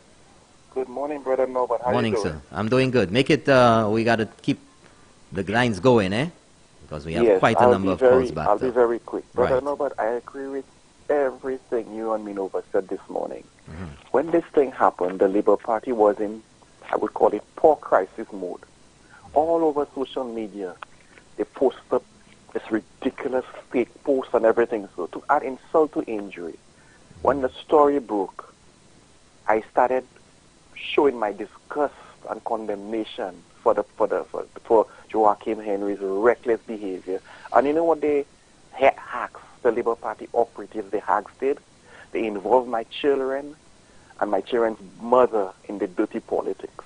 By posting all sorts of, you had a restraining order. Well, caller, we don't want to get into that right now. We want to stick with the issue at hand here right now. I don't want to give any further credence or visibility to any such nonsense. So let's deal with the issue at hand. Yes, I'm sticking to the issue, but I'm just showing you the nastiness of the Senatorial Labour Party. Yeah. But I'm sticking to the issue. What Joachim Henry did there on Saturday, you all say it was unacceptable. That, to me, that's nice choice of words. It was reckless. Because when I saw this on when the Star broke the story in the article, the first situation I remembered was Kim John and Francis Philip, the two madmen. I call them madmen who did the nonsense in the sad thing in the cathedral, the Catholic Church on Christmas Eve in Castries. That's what I remembered. And it's in the Labour Party's DNA, Brother Norbert, to be combative, to want to fight. It's in their DNA. When you hear Ernest Hill saying it's going to be the nastiest election, when you hear Kenya Anthony saying we're going to fight them in the streets, fight them in Parliament, it shows you, when you look at the racial, the racism they're trying to bring into our politics. We don't want no white man in St. Lucia. Xenophobia, attacks on foreigners and everything. Yes, the Labour Party is encouraging division. The Labour Party is encouraging hate. When you look at a situation where they tell you if they win the elections and they form the government, they're going to close down Ojo Labs, putting young people's breads on the line. I'm appealing to young people today, and I'm putting them on notice. If you vote for the St. Lucia Labour Party, you will not have a future. Those of you young people who are currently employed at Ojo Labs, if you vote for the Labour Party, you will not have a job tomorrow. So we have to condemn the behavior of Joachim Henry. I don't care how much you grieve him. Joachim Henry, to be very quick, had a number of options, like my sister Minova said. He could have gone to Guy politely and discreetly. You have the redress of the courts if Guy says something about you that's not true. You have access to the media. You're a former senator and what have you. So we have to condemn such a behavior, and that was reckless. Okay. Thank you very much, caller. Thank you. Have a great day. Folks, I wanna just tell you here. What happened on Saturday, the 26th day of April, 2021, right here in St. Lucia, in the forest here, was not just an attack. It was an attack. Because he broke in bra. It wasn't just an attack on the SDA church in the forest here. It was an attack on all churches in St. Lucia. Because where you attack one, you attack all. And we have to set the standard. We have to set the acceptability. We have to set the rules in St. Lucia. And we have to obey the law. And the fact is that if we allow this to go by, if we allow this to go by scot-free, then we're saying it's okay for anybody to go for anybody else at any church in St. Lucia. And we must, as a people, as a civilized people in St. Lucia, send a very clear and distinct message that this is not acceptable. There is no justification. There is no right. There is no acceptable behavior of this sort that you can go to a church because you feel based on what somebody said, because you're going through a rough time, you have the death of a loved one, whatever. In fact, one would expect more humility, more humbleness at a time when you're going through such a situation, rather than being aggressive, confrontational, and combative. The fact remains that we cannot condone, we cannot accept, and we cannot excuse any such behavior in St. Lucia. And what the SLP did and has continued to do is nothing other than condone the unlawful actions of a man, of a member of theirs who wants to run, who is running for the highest post in the land, a parliamentarian in our upcoming elections. And I will say it right now, and who don't like it, that's their business. At this point, Joachim Henry is not fit to run for political office in St. Lucia and should withdraw his candidacy immediately. What next will anybody say? Do you think that getting into political office is not going to come with its share of malpale in St. Lucia? Does he think that it's going to get any better? Politicians are at the brunt of malpale, of propaganda.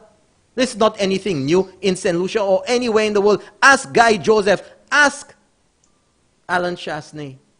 Ask Kenny Anthony. You can't get into this thing with a thin skin. You can't get into politics like a balloon filled with water. You ain't gonna last. You have to come out there like a gospel, like a sour orange. You must have a tough outer skin. Because if you want to give it and if you want to dish it, you have to be able to take it. But this ain't even anything about politics. This is about injecting politics into what? Hot air? Even if Guy Joseph had said what is alleged or what people are alluding to was allegedly said,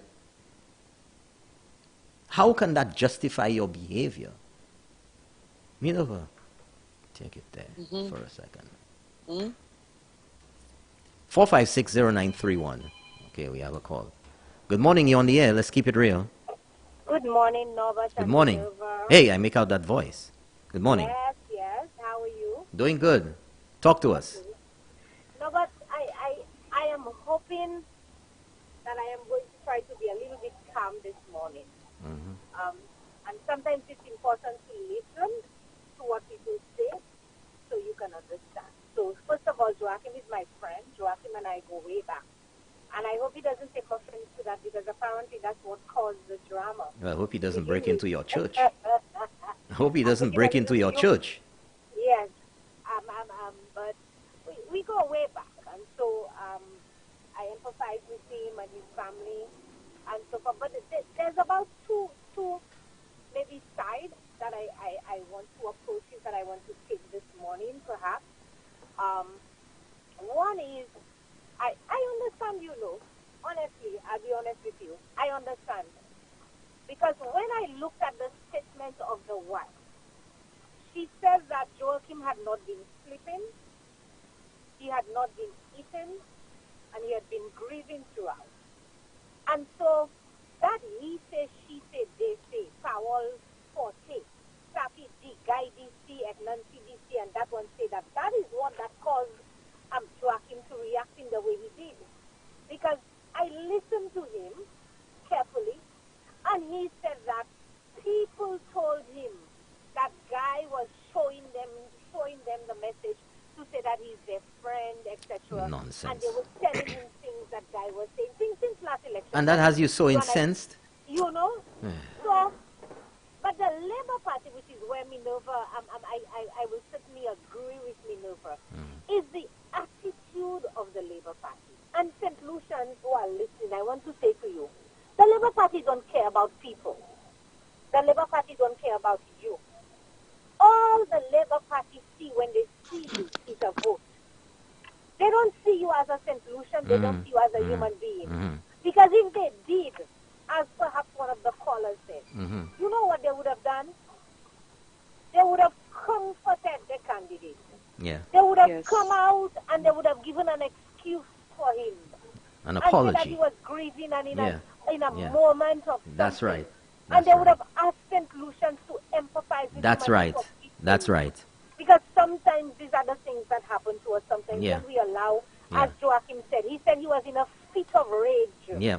And maybe in that fit of rage, he was not thinking. But Nancy, one thing, notwithstanding all of that, with the excuse or the explanation or the fit of rage or the death in the family or whatever, regardless of that, your actions still come with consequences. Yes, absolutely. And so I'm going to go where you went, Norbert, which is why, again, I want to say to St. Lucian that if the Labour Party really cared about Joachim, they would have done the right thing. And they would have said to him, my brother, you need to take a little while. You need to step aside. You need to take a moment, suspend your campaign, grieve, etc., etc. And let us handle this for you. But they never did. And Minerva, no, but I want you to understand as well. And I want to be careful how I say this. In campaigns in various countries, even here, when there is a tragedy that has happened, do you know what normally happens? They step out. The candidate or the party sends a statement to say, I will be suspending my campaign for X period of time to take time to deal with That's it. right. Did we hear that from Joachim Nada. at all?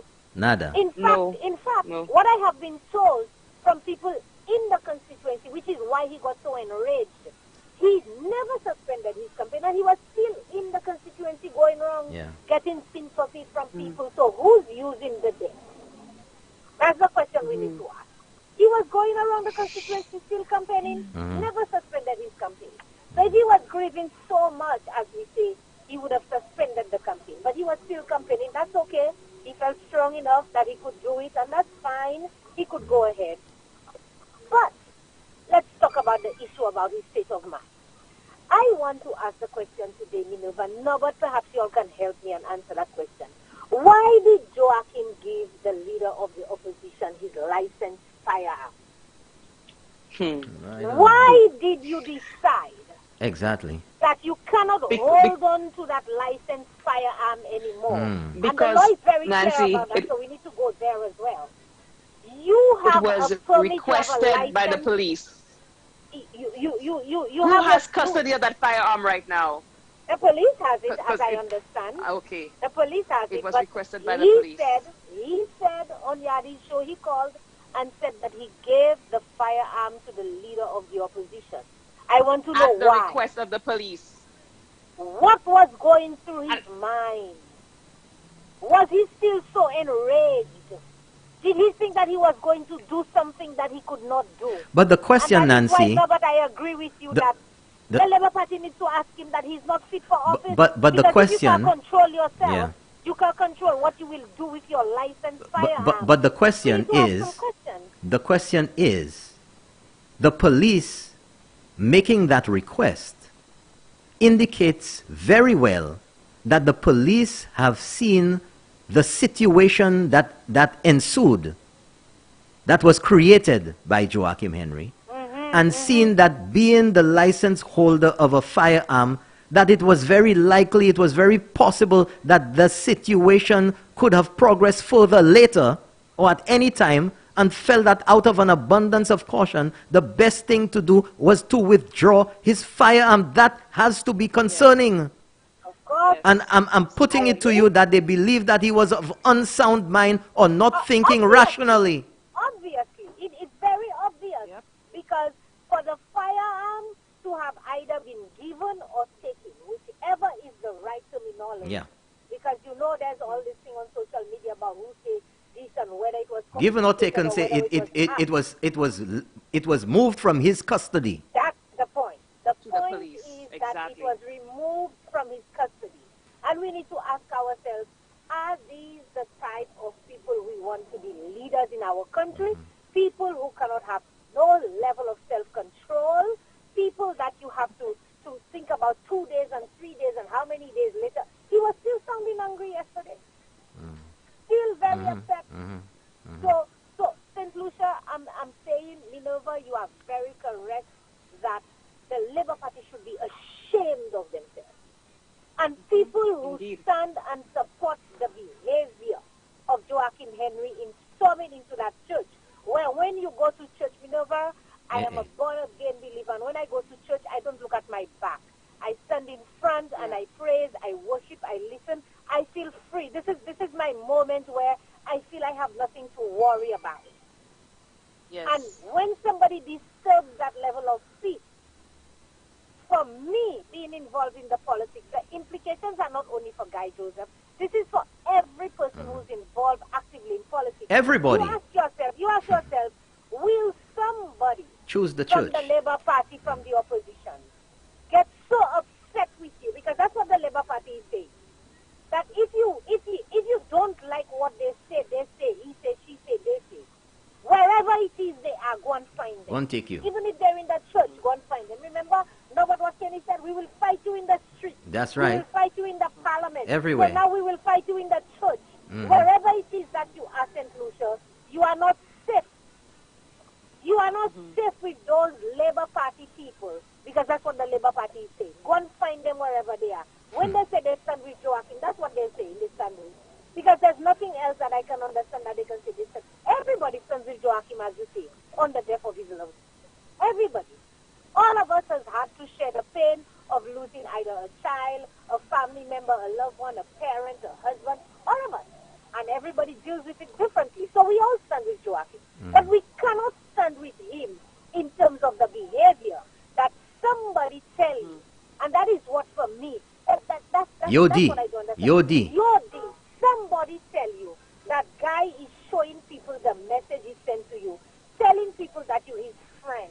So what? Big deal. Things about you. Big and deal. So vexed, you so mad. So childish. That's ridiculous. You go in the church. I go in and get guy. You go in the church, and you say when you reach up there, you realize, oh, guy might be in church. But you knew very well why you go to forest here. You knew very well where he would be the Sabbath, and you were dressed as a soldier. He had his army cap and his jeans and his thing. He was dressed ready for war. He came ready for guy. So the Spirit of God is always with us. I say that every single day. You know, people can say whatever they want about me. They can say whatever they want about us. But you know, when you believe in God, Norbert, and you truly believe and you're a praying woman, God protects you. Well, I'm not a woman, but... And you're a praying man. But God protected guy. The callers were right and guy was right. It was the Spirit of God that blinded him. He couldn't see it because God knows what he would have done. But this is not what we want in our politics. Our politics should be a politics of tolerance. You listen, people say what they say. You counter with your words. It's not a politics of action where you go and beat up people and want to beat up people and want to confront people and shout in people's face. No. I don't know that to be in our politics. And the Labour Party should condemn that type of behavior. They should never be supportive of this and saying they stand with Joachim. So they should be ashamed of themselves. And St. Lucians throughout, here, everywhere, should condemn every single day, should be calling shame on the Labour Party. Shame on the Labour Party. Mondi Louis as a young woman, Lisa Joail, all these people who posted, they should be ashamed of that type of behavior. And they should never say that they would stand and they would support that type of behavior. That's not what we want in our politics in St. Lucia. Thank you very much. Thank you. Thank you for calling. Thank you, caller. Have a good day. Okay. Folks, I wanna read something here that somebody just sent. Good morning, Norbert and Minerva. I am so disappointed in Mr. Henry's explanation of his unacceptable behavior. From claiming that he was so shocked to get a condolence message from Guy Joseph, to saying that Guy was showing this message to people caused him so much distress. It doesn't make any sense. Mr. Henry needs to be very careful before it is easily perceived that he is the one using his son's death for political mileage and not Guy Joseph. Guy has no need for using death to secure victory in Castries Southeast. That's what somebody sent here. You still let me know? We just had a power surge. Yeah, I'm here. Okay, good. I'm here. Let me see here. Okay, I have one, Norbert. Yeah.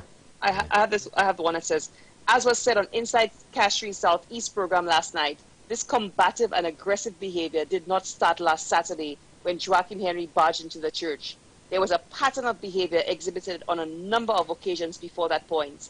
That the inflammatory rhetoric by Kennedy Anthony, that they will fight the UWP in Parliament, on the street, etc., which is the usual MO for over 40 years, incited industrial unrest and advocating violence in the country. The MP for Castries South also made very irresponsible, the MP for Castries South also made very irresponsible comments that this election campaign will be the nastiest ever. And let me read one there for you now. It's a little long, but I'll go through it quickly. Good morning, Norbert and Minerva. Unfortunate as the situation with Joachim Henry might be, and even if, as a result of his own stresses, it might just be the event to allow the SLP to pause and reflect on the consequences of their threatening and often violent rhetoric, synonymous with their campaigns past and present. The sometimes subtle or even blatant rhetoric from top brass and supporters, all tacitly endorsed, has portrayed them for exactly what they are.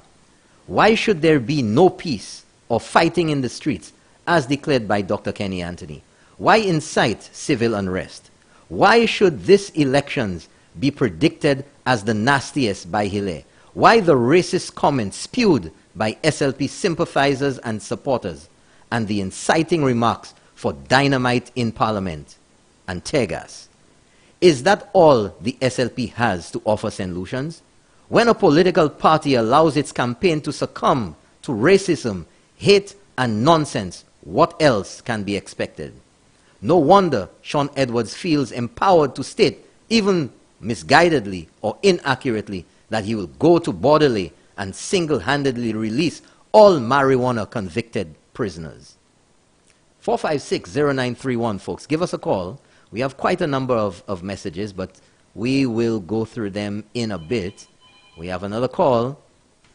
Good morning, you're on the air. Let's keep it real. Hi, good morning, Norbert. Morning, sir. How are you? I'm okay, and good morning to Minova. Good morning, sir. I did not listen to the program from its inception, so whatever I may say may have been already said, but I think it deserves repetition. Last night I listened to the Honorable Guy Joseph and his wife on the program. And one of the things that struck me when she said that Mr. Joachim Henry's wife, when she was confronted by the members of the congregation and saying to her, well, why are you coming to do this in the church? Her response was that this is just a building. Total disregard. So that shows you what actually was in those people's minds. That's right. A church is not just a building. Yeah, exactly. A synagogue is not just a building. A temple is not just a building. A mosque. A mosque is not just a building. A kingdom hall is not just a building. An embassy is not just a building. These are places where people seek refuge. Yeah, well said. And even in some jurisdictions where authorities are allowed to go into those churches or those places of worship to apprehend people, they use their discretion and they don't do it. So for the lady to suggest that this is just a building, this shows you this thing was pre-planned, and I don't think that has nothing to do with grief. Yeah. This is just from the playbook of the St. Lucia Labour Party. And if you add another dimension to it, this is the same party who talks about race, black people and white people. Let's put the church in the context of the American civil rights and American politics. The church has always been a place of sanctuary, a place of sanctity for black people. Even for illegal immigrants. Exactly. Throughout the struggles in America for black people. And these are the same people who want to come here and tell you about white people and black people. And they have the audacity to go and violate the sanctity of a church. And I hope that St. Lucians are listening and they're seeing through. Comb through this Labour Party with a fine-tooth comb. Take a forensic look at this Labour Party. You know? But let me leave you with this, Norbert. There are certain mediums and certain forces that will demand some actions from you when you provoke them. And this is not just limited to drinking human blood. That is all I have to say. Thank you very much, caller. Thank you for keeping it real. Thank you, caller. 456-0931. We have our next caller. Good morning. You're on the air. Let's keep it real. Good morning. Morning. You need to turn down your radio or your device, caller, please. Hold on. Yes, sir. Still on. You got to turn that down. You're going to make me deaf. Okay, sorry about that. Sorry about making you deaf. Yeah, keep it real. I want to send a message which I have been saying for a long time. The Labour Party have a history, all right, and it has a curse history from their own members. Can you remember how they treated George Odlum, who tried to make them wise? Oh, yeah. Okay? Can you remember that? Under Dr. Kenny Anthony. Can you remember that? Yeah, absolutely. Can you remember who made Kenny Anthony a prime minister? And you want me to tell me where he was another prime minister to the people on the VG field. I am a strong Labour, I can tell you that. I can tell you all the history about it. And at the ending of the day, look at how Kenny treated George. A man who tried to lift up that party, tried to change the education of the party, tried to make them understand it's not hatred, it's about you and your country. He tried to educate the Labour Party in all his works and hard times with the Labour Party, tribulation with the Labour Party, trials, and he get cursed at the end from Kenny Anthony and his followers. They persecute him. He had to leave the party and go and form other parties to try to make St. Lucian understand the way of politics is not the way that they have it. Kenny Anthony that changed the whole Labour Party concept. That has been said very often. Filthiness. Okay? That's what I'm saying. He that changed everything. All right? And he is the one to be blamed for the kind of education and discipline of the Labour Party. All right? So when you see people talking about the Labour Party have never changed their attitude towards the United Workers' Party. It's a hatred that's been there from ancient, and people can do what they want, it wouldn't change. Labour Party never, ever, all right, accept anything that's good. They criticize everything. From ages, from way back. Well, if you're alive now, you would see it from 2016. They have criticized and opposed everything. That is their style, because it's Kenny Anthony who changed the whole atomy of the Labour Party. All right? So he's the main figure to be blamed. You understand? And I don't see why people, even the members, that's why I actually moved myself, because they wouldn't change.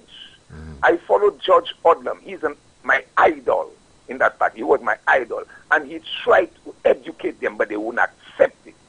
All right? And you can see when Kenny came, he actually changed. And look where he put the more curse on the party. He put it to New Labour. And since that time, you can see from way back at that time, the party never changed, and it never, ever, all right, can ever perform, because they are paying for a curse from John Compton to George Odlum. And it's a fact. And I'm telling that because I'm on that party since I was 18 years I joined that party. All right? So I was in the root of it, and I can tell you about it. But I have no money to pay on my phone to tell you. All right? It would take a whole week or a whole month. So I'm saying to you, the Labour Party is no exception on how it is. And they will still get supporters and the most ignorant and illiterate people, all right, because they don't want to educate the people. They leave them illiterate and ignorant so that they can be against every single followers of the United Workers' Party. And that's what George tried to change from them, but they wouldn't change that attitude. It's a laissez-faire. It's a what you call a spiritual demon attitude by the Dr. so-called Kenny and Anthony. Thank you very much, Mr. Thank you very much, caller. Thank you for keeping it real. Thank you, caller. Thank you. Now, there's something here I want to read for you. Somebody sent me a message on this side here. Where is it? Let me get it for you, folks. Let me get it for you. I gotta make sure. Is that it? Good morning. Mr. Henry's action was maliciously premeditated from the time he received this message of condolence from Mr. Guy Joseph. In his own admittance, he said he was so angry and surprised that his wife had to respond to the message from Mr. Joseph. I think Mr. Joseph should allow the law to take its course and stop playing Mr. Nice Guy. I'm sure the pun was intended there.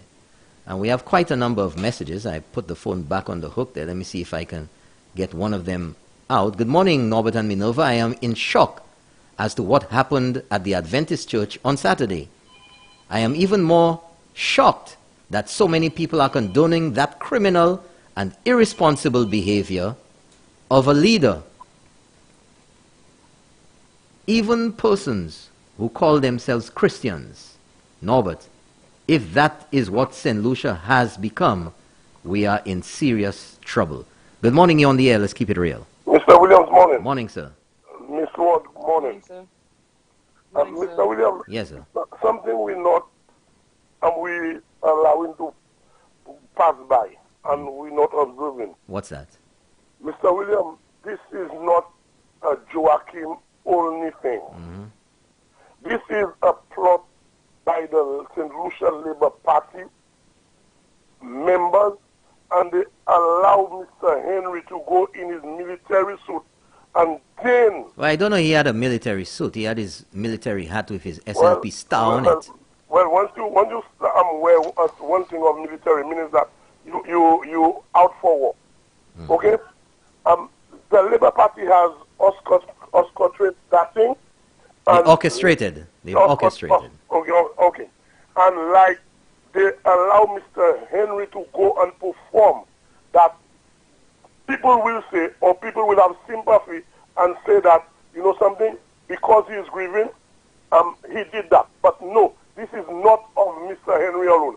This is an act by the St. Lucia Labour Party, and then Mr. Henry went to Forest here to perform it. Because don't tell me, you're feeling so upset that if it is alleged that somebody sent a text and the person said, okay, Joachim, I send that to Joachim. That's getting you so upset that what is wrong that Guy cannot be your friend? What is wrong? What is wrong with Guy? And the other thing is, what has Guy done or said to cause that? It is not, Guy have not done anything wrong. It is just that the Labour Party is trying to get Guy at any cost. And right now they're going out of idea. And they believe, you know something? We can take him in public, in the church, among everybody. Yep. Serious, you know? Yep. It is so bold. Like right now, we're so desperate to get Guy or to get two guys. Konou Henry nuka point. Konou Henry nuka point. Nuka detruit Konou Henry. Now, it is true. You think it is just Guy that caused this man not to see him? No, brother. Let me tell you something. The Bible says that God has a hedge around his children. Okay? And God will protect his children. So God hedged, protected Guy. That man was blindfolded towards Guy Joseph, and he could not have seen Guy. Because I telling you, even in the temple, when they wanted to kill Jesus, God allowed him to pass among the people, and they never saw him. So therefore, I am telling you, the Labour Party has to stop that. Because you see that hatred against Guy Joseph, it is not a good thing, it is not healthy, it is not good, because I hear everybody making all sorts of comments. I read all sorts of comments on social media, and nobody from the Labour Party has never condemned that young lady that they put a bomb on the guy and under the Prime Minister. And throw tegas. And throw tegas in the house. And nobody no condemnation up to now. Up to now. Nobody has not condemned Dr. Ones Hille for the things he said in Dominica. That's right. Nobody has not condemned Dr. Ones Hille to say that this election will be the nastiest of all elections in the Lucia. As though, Mr. William, everything that the Labour Party do, it is right, it is okay, because why? We are violent, we are bully, we are the boss, we can do whatever we like. Nobody of the Labour Party has not condemned Mr. Pierre for trying to attack Guy Joseph in the House of Parliament until Sean had to hold him by his collar and push him outside. Push him out. I am saying, what is going on? Everybody is after Guy Joseph, Guy Joseph, Guy Joseph. Why? Guy Joseph is a thorn in your flesh? No. Yes, these people have to understand one thing. Sean Edward, in the video that we saw, over and over and over, Sean Edward had to direct, he had to corral Philip J. Pierre and push him out the door by the nape of his neck. Because he was heading, you could see it. Don't tell me I see it wrong. There's something wrong inside the SLP. Wrong. Something is drastically wrong. I'll put it in the right terms so you don't sound something wrong inside there. Yes. So I mean, what is it that is wrong? If you all have, let me tell you something else. I do not want Mr. Guy Joseph to go and iron out nothing with Mr. Joachim Henry. Because let me tell you, this is a plot by the Labour Party, and they after Guy So I do not want him on no terms or conditions. Do not meet with him. I'm one-on-one. If he wants, come to the House of Parliament and all the members are there and iron it out. Okay, because I tell you, it is not right. Thank you, Mr. Williams. Thank you very much, caller. Thanks for keeping it real. Thank you, caller. There's a quick message here I want to read. Good morning, sir. Do you remember I'll break glass in your AS squared in Parliament?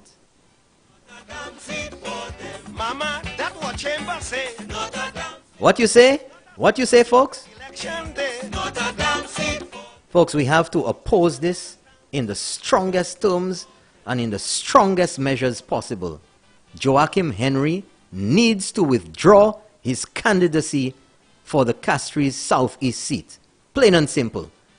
Too much of this nonsense. We have to send a very strong message. And if we want to talk about crime in St. Lucia, if we want to talk about murders, if we want to talk about gang violence in St. Lucia, and if we want to talk about our young men being able to have some sort of conflict resolution, the leaders of our country, whether in government or in the opposition or aspiring, and especially having been a former senator, that behavior is not acceptable in any way. He definitely needs to take time away from the politics, to heal, to grieve, to get the professional help he needs, and to take care of his family. This is not the time for this. Good morning, you're on the air. Let's keep it real.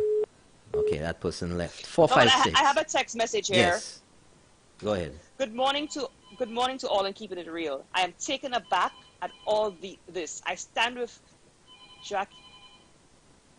Oh, I'm taken aback at all these, quote unquote, I stand with Joachim's statements from the SLP candidates without any condemnation of this unlawful disruption of a church service. Isn't this the evil man from your quote, Jeremiah? Is this what you stand with Ernest Hilaire? People who burst into churches causing a scare. Standby caller. There is no difference. There's no difference in the SLP condemning this, condoning this, than all the "my boy was a good boy" cries by the parents of criminals. How will we ever be better as a society when lawlessness is condoned at the highest levels? Good morning, you on the air. Hi, good morning. Let's keep it real. Good morning. Let's keep it real. Yeah. Good morning to your guest as well. Your co-host, sorry. Yes. Miss Ward. Miss Ward is a lady I admire very highly. She speaks very well, very eloquent, very fluent, very in-depth with what she says. She's a very, very beautiful woman as well. Hey, watch it, caller. Watch it, caller. Watch it, caller. I can simply say that I'm one of her biggest fans. Watch it, caller. I'm going to watch it. Thank you, caller. Thank you. Now, onto matters at hand, right? Yeah. Let's look at things for what it is, right? Mr. Henry went to the church, and he knows very well.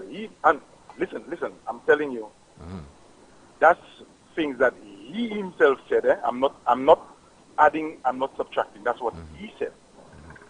He said he was getting ready to go to the church, and his wife told him not to go. His wife advised him not to go, and he disobeyed his wife. And he went ahead. Now, listen to me. You said that the number sent you a text. You weren't sure who the number was. You later found out it was Guy Joseph. Couldn't you have at least sent a scathing message back via the phone? Why did you have to drive down there? You are so incensed. You feel so wronged. You feel that the death of your son is made a mockery. Wouldn't you have at least, and in keeping with social distance protocols, because we all know the less people in a location, the better. You are driving down to a church that you are the member of their denomination, to go and attack a fellow brother. You also said that you saw the gentleman on the pulpit or the altar with a mask. Well, caller, just a second, caller. Let me just get that straight. Sure. Just so that everybody understands.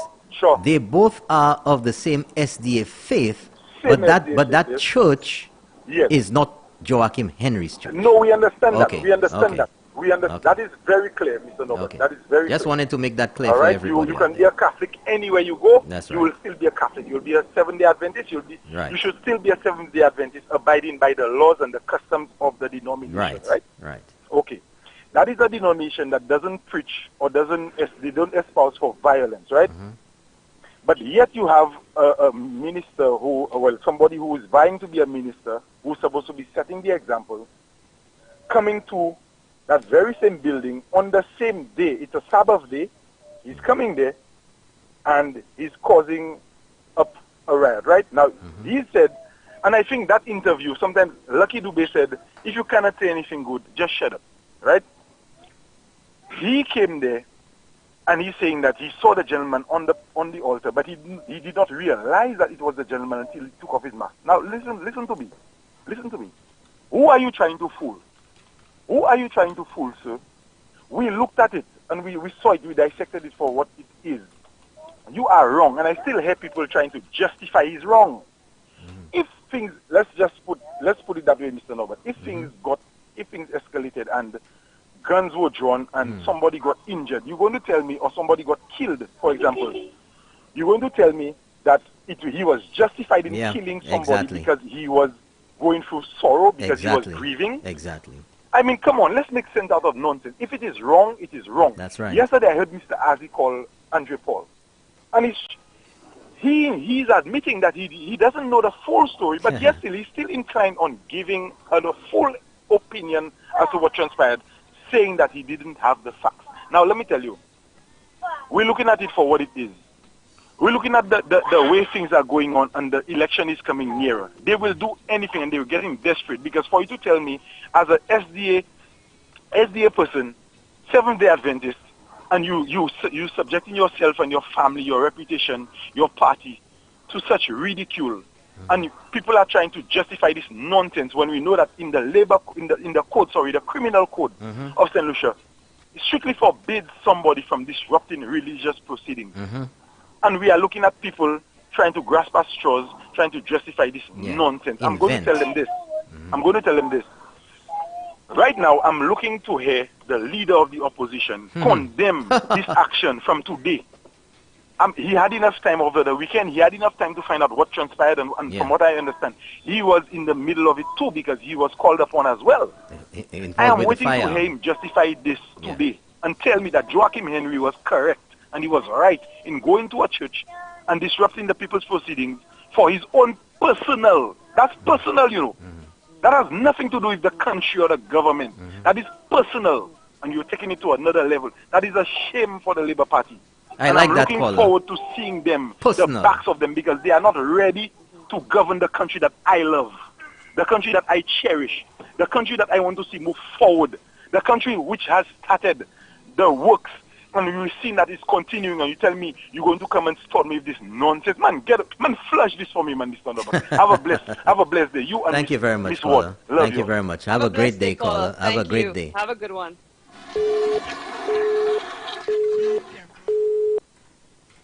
Thank you so much, caller. You called for it and you got it. You called for it. Flush them. And I'll tell you something. Oh, not that one.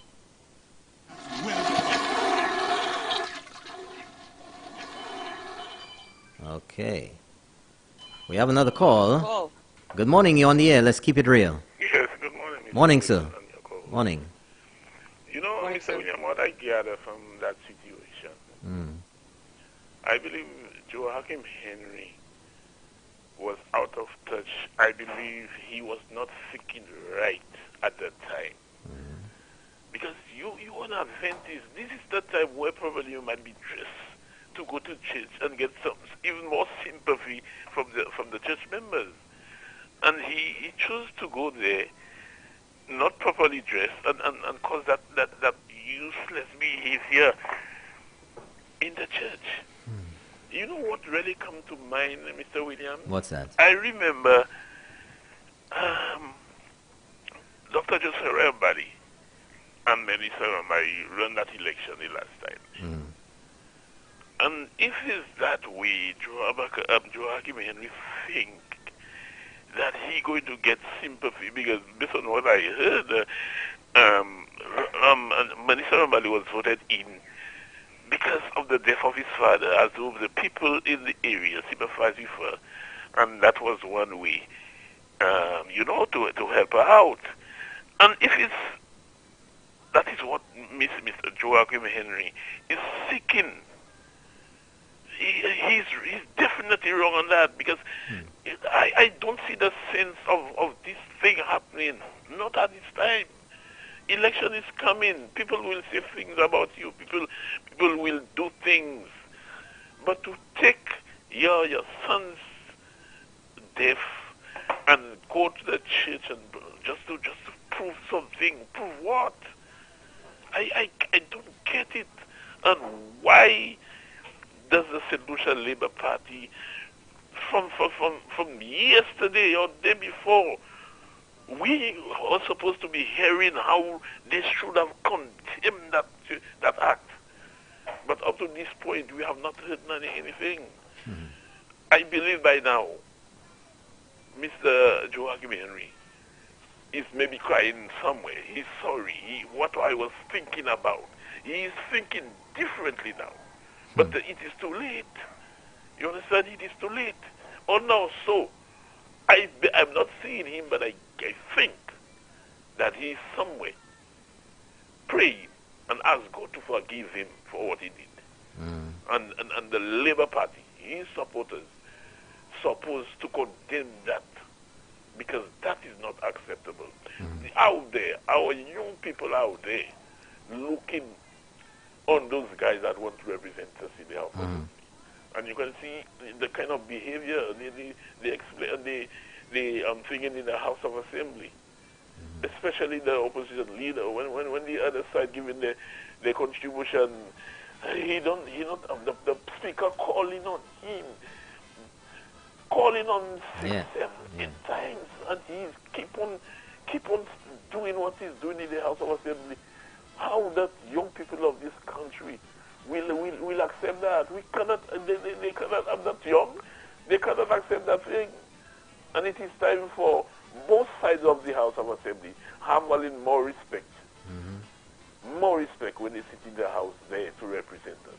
It is a dangerous trend where our young people taking the lead from them, and this is what we get in 2021. This is a difficult time. The whole world in chaos with that COVID-19 thing, and this is what we get in now. I believe that Mr.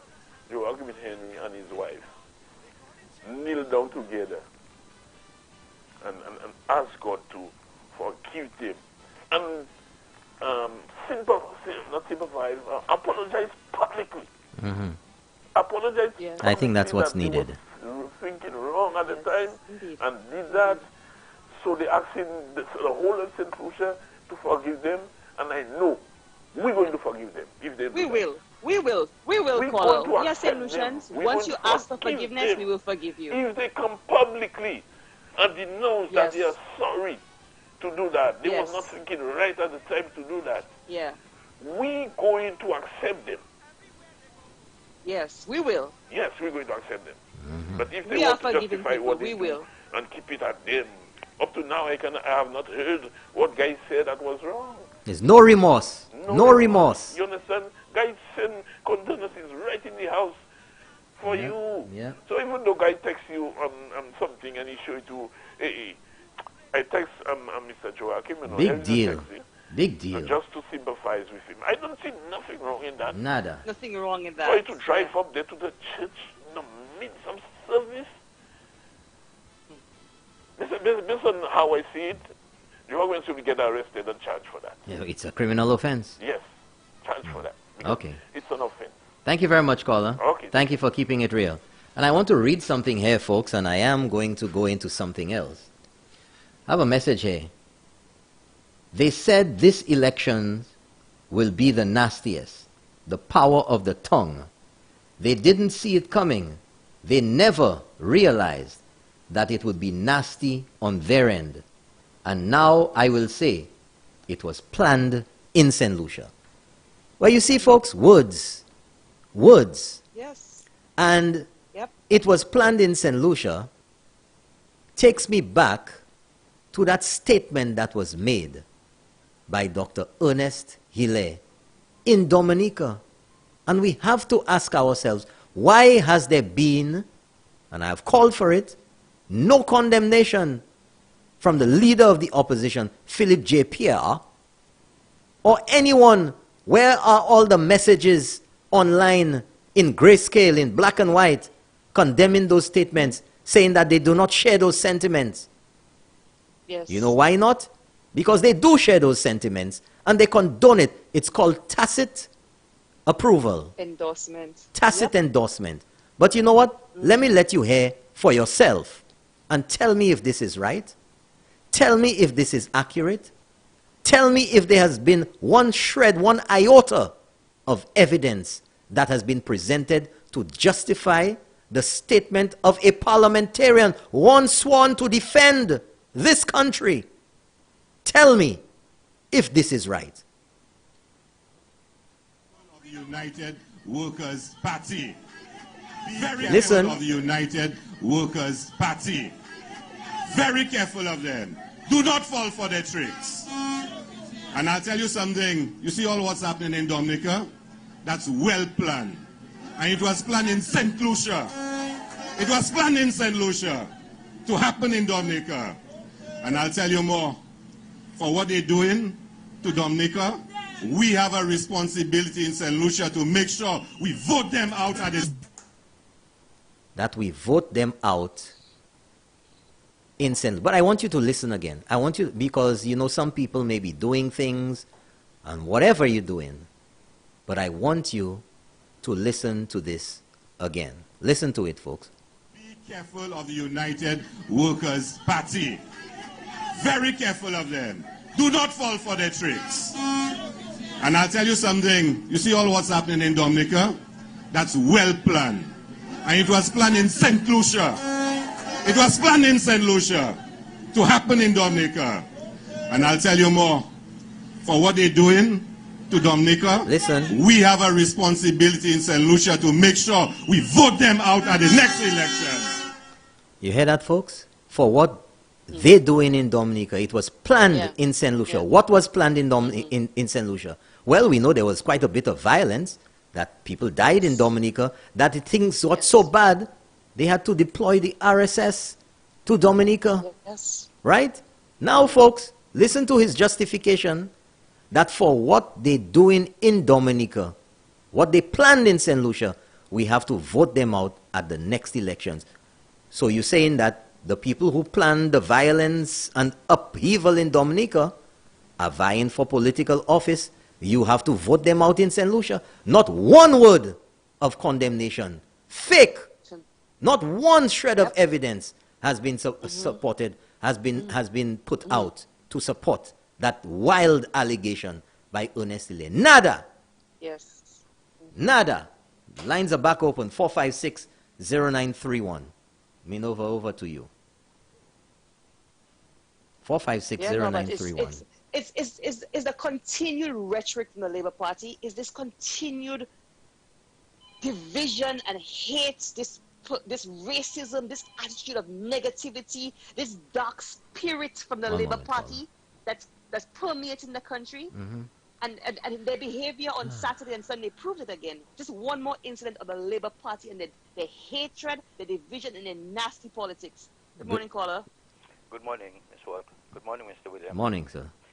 The last caller struck the nail on the head because he reminded me of the late Melissa Rambali father died, and he was the one running for the St. Lucia Labour Party. And I think, according to the caller, there was some sympathy vote.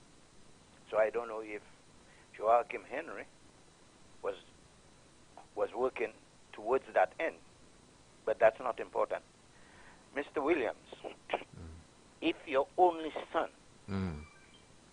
pass away, certainly. And your only child, too. Your only child. Yeah. Tell me. I don't even want to believe, to think about what I will be thinking. What will you be thinking?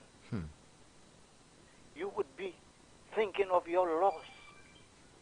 You'd be thinking of your loss, crying your heart out at your home with your family, it's not his trying to comfort you. You think is going and look for trouble you would think of? That was well orchestrated. I am not taking any excuses for what he and his wife did. That was well calculated. These people are evil. For a man who worship in a church, a religion that respect the Sabbath day, the scriptures say the Sabbath day is to be kept holy. Kept holy. Holy. Because you have to worship God in holiness, because he is holy. You couldn't go to church, you and your wife, at your place of worship, but you could find yourself in another church. Tell me, you could. You're supposed to be grieving. Of course, that's why I tell you should be home and people comforting you. You know, you couldn't go and worship on the same days Adventists take the 7 day serious. The Sabbath, yeah. Yeah, very serious. They teach that. You couldn't go and worship, but you could go and fight and look for Roro. Come on. So where's the excuse? There's no excuse. I further heard a lady, I don't know if his sister, said that Honorable Guy Joseph have been persecuting him for 10 years. He stopping his work on that thing on DBS, Street Vibes. Last night I saw that. I couldn't believe the lady saying 10 years. So you could see that is well orchestrated. I think that's what Mr. Dr. Ernest Hiller should talk about. That planning. You should tell us about it. But before I end, I want to reach out to Honorable Guy Joseph and his family and members of his church. I'm deeply sorry about what has happened. Be strong in the Lord. I have a verse of scripture for him. Be not. It comes from Jeremiah. Jeremiah. Because I'm really vexed. That's why. Be not afraid of the faces, for I am with thee to deliver thee, saith the Lord. For the Labour Party, do not exalt yourself, lest you fall, and bring dishonor upon yourself. That's what you all are doing, bringing dishonor upon yourself, upon our nation. And Dr. Ernest Hiller, you brought dishonor on our country when you went to Dominica on the platform and said the statement you made. Denounce you your should own be country. ashamed of yourself. Your friends, your family should be ashamed of you and every St. Lucian. And we will never let you get off of that. The people of Castries South have to vote all of you all out. Another thing, they will always continue to do that because the Labour Party think they are law unto themselves. And unless we address that, that's right. That will not stop. Well said, caller. Okay. Well said. Absolutely. Okay, thank you very much. Thank you very much, caller. Thanks for keeping it real. Thank you, caller. Okay, I'm going to try to go through the multitude of messages that we have here. Good morning, lovely people. My family had 2 deaths within 2 days. And you know what, people? People said, well, I was caught doing, so this man is, he's saying that this man is just playing politics. I know sometimes I have to try to interpret what's said here. Good morning, Good morning, Norbert and Minerva. This is the reason why young men cannot resolve their problems without using a weapon, because of those types of examples that the Labour Party sets. These young men can see how they behave. Next message. Let's get to this one. Good morning to you, Mr. Williams and Miss Ward. In my opinion, these 6 opposition members are all mentally deranged and suffer with a condition called Baron Munchausen syndrome by proxy. It's Munchausen syndrome by proxy. That's what you're referring to. And they all should be expelled from the house. We, the people of St. Lucia, do not need this madness from the SLP. And Munchausen syndrome by proxy, folks, is a person who takes care of somebody else and makes them ill. So by extension, they're saying that the SLP, in essence, creates the situation and then wants to tout themselves as the solution to the problem. I've said that before. Next one. Norbert, look out for the excuse of temporary insanity as a result of grief. There ain't no temporary insanity, because from all indications, whatever was said a long time ago. So this was calculated. Absolutely. Good morning. Good morning, my well-blended team of Keeping It Real. Oh my, when Honorable Sean made his statement, I said that I was fearful for my students wanting to be outlaws because Sean would save them. Well. Now a mature man like Joachim thinks that Sean will free him if he ever gets to Borderley. Next one. Good morning, Mr. Williams and Miss Ward. I am holding my breath in expectation of the leader of the opposition recalling the candidacy of Mr. Henry. Moving on, I am convinced that Mr. Henry's sacrilegious foray into the church was premeditated and well planned. The nefarious actions of the SLP in the past lends credence to my conclusion. I do hope that the police will take the necessary action which is appropriate in this instance. This is just testing of the waters. The UWP candidates should enhance their security forthwith. Good morning. Blessings to you and your guests, my co-host. One short statement to all the mean words that have been used to describe my loving brother can never come upon him, because he is a blessed child, and someday they all will see who has a block of ice in their stomach, whatever that means. There were some people, some Labour Party people were saying Guy Joseph has a block of ice where his heart's supposed to be. So I'm assuming that Guy Joseph's sister who sent that message. Some relative of his, okay. Good morning, host. No one should be surprised the SLP is trying to sanitize this situation. Just look at how they have sanitized Richard Frederick. Need I say any more? Okay, next one. Sometimes you can't sanitize anything. You just have to throw it out. You have to flush it. No, but you were thinking, you said exactly what I was thinking. Good morning. The Bible says there are more wolves in sheep's clothing. Next one. Hope Castries South people see how their rep is an instigator of war. First rep to side with Mr. Henry. Shaking my head. Next one. Good morning. Last Mr. Guy Joseph said something that made everything clear. Last night, Mr. Guy Joseph said something that made everything clear to me. And that only time Mr. Guy had no protection from police is when he attends church. And that's when he got the opportunity to attack Mr. Guy Joseph.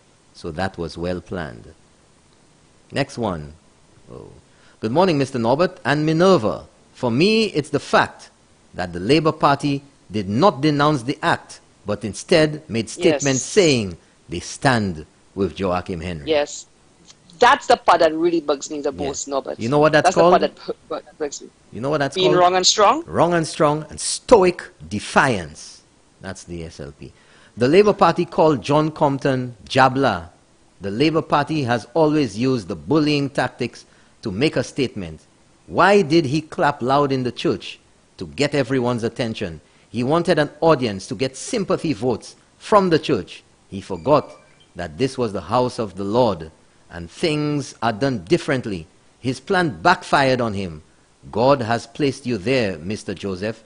Read Jeremiah 1 verses 4 to 15.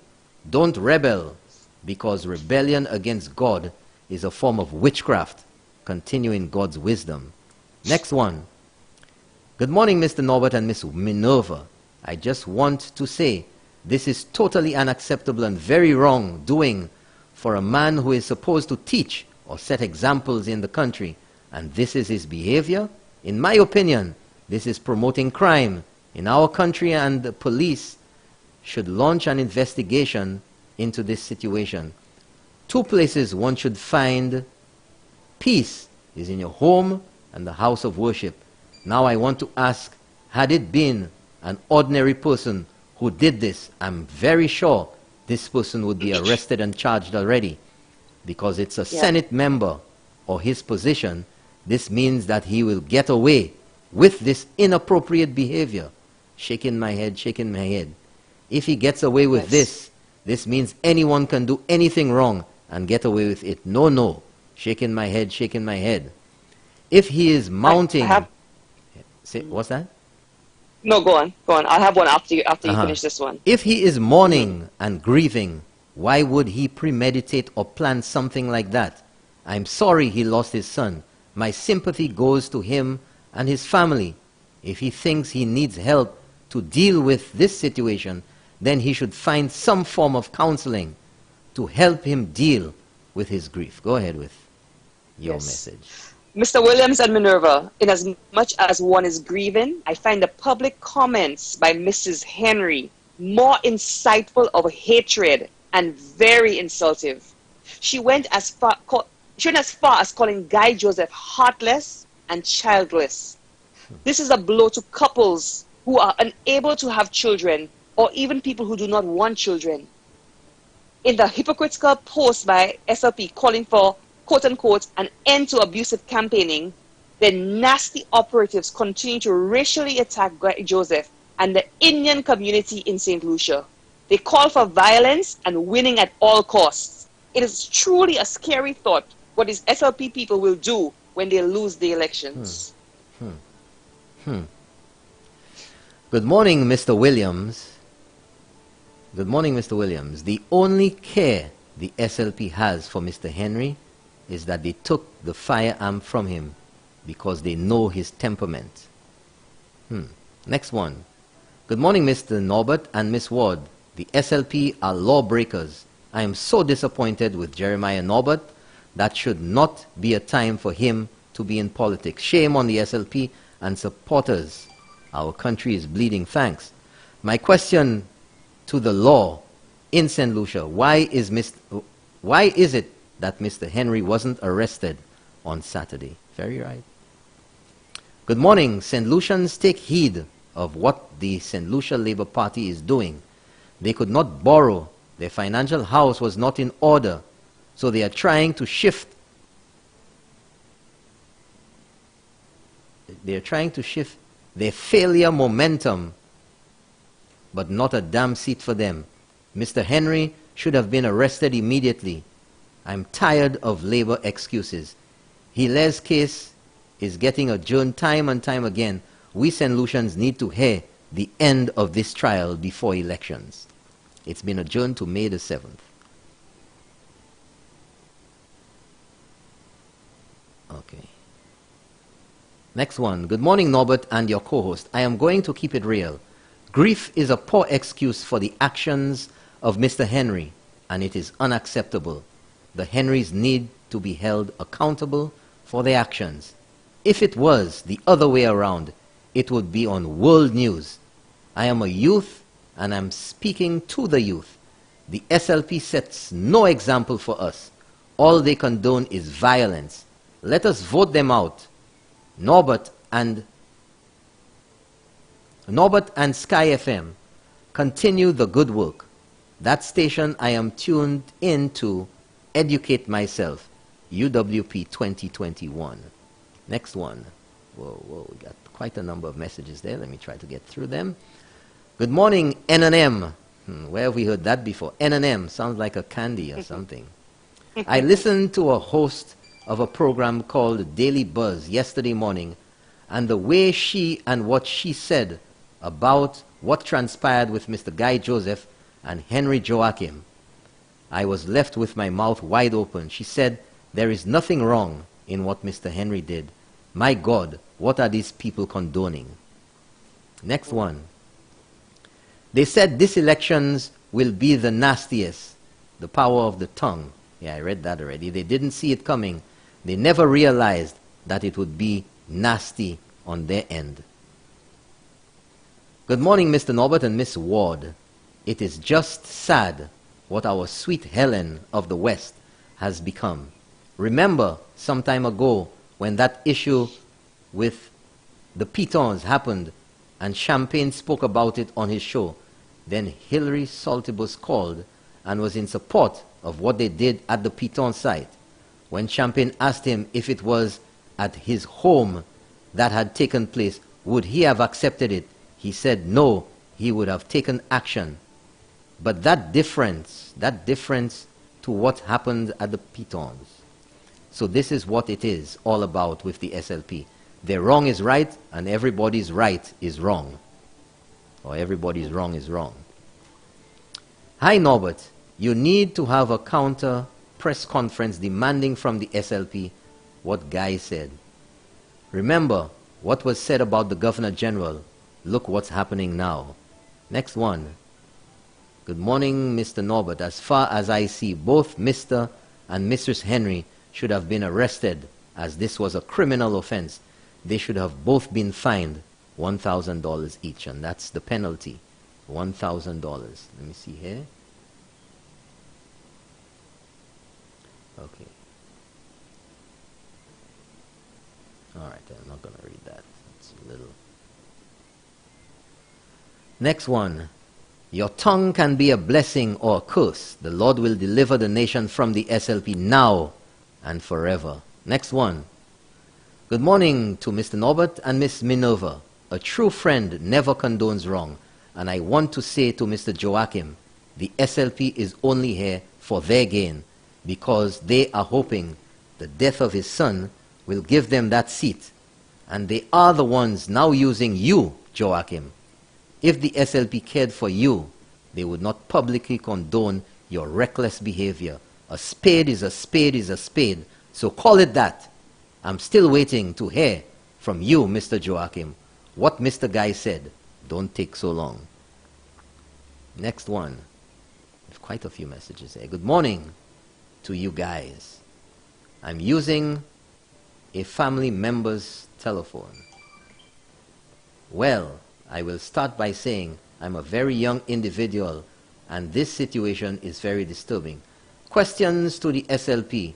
Should we expect more behavior like this in the future? Is this the way they want to set the example for the younger generation? Is this the way you handle a situation walking into the house of God, disturbing his praises? Was this the best way to settle this situation? Should we expect more behavior from the rest of their members? Should we? This is very disturbing and embarrassing. Next message. Good morning, Mr. Williams and your co-host. It's St. Lucian Palance. If it's one time we need to take the St. Lucia Labour Party serious, is the statement they made by saying this elections will be the nastiest election in the history of St. Lucia because they are noted to incite violence. I am looking at the green hat they are wearing now with a star in the front. That reminds me of the revolutionaries. Lucians, watch your bread. These guys are coming with an agenda. I remember when they won the elections, I think when they got the 16-1. Okay, that is the time when you had the most victimization in this country. These guys are so power hungry that they will do anything to win the elections. Now they are saying it is not the UWP government they want out. It's Guy Joseph and Alan Chasney. These guys are all about violence. I remember some years ago when the Labour Party was in power, there was so much criminal activity taking place in the country. It was during a Christmas time when Kenny Anthony came on the platform and asked the criminals to give the people of St. Lucia a break for the Christmas. I don't know if you remember that. I remember it. I want to say to Mr. Henry, is that you? Is that you need to be a man now. You need to come out and apologize to the church. You need to apologize to the nation. You need to apologize to your constituency. The good book says, when a man humbles himself, he shall be exalted. Good morning, N&M. Labry in the house. I have not been able to get the line from yesterday. I'm coming to realize that the longer the Prime Minister takes to call the elections, we are going to need more space at our mental health institutions because the Labour Party is really going mad now. My message today to all my Labry people, we can't afford to be left out of the next government because the UWP will not lose the next elections. We can and we will win. Labry. Next one. Yep.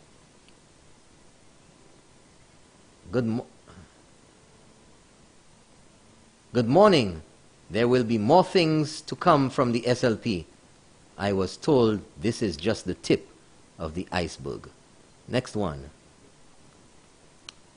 Good morning, Norbert and Minerva. Mr. Henry realizes he is losing, so he did that to try to gain sympathetic votes. That was premeditated. He should be disfellowshipped. Next one. Thank God Henry's son did not die in St. Lucia. The government would be blamed by the SLP.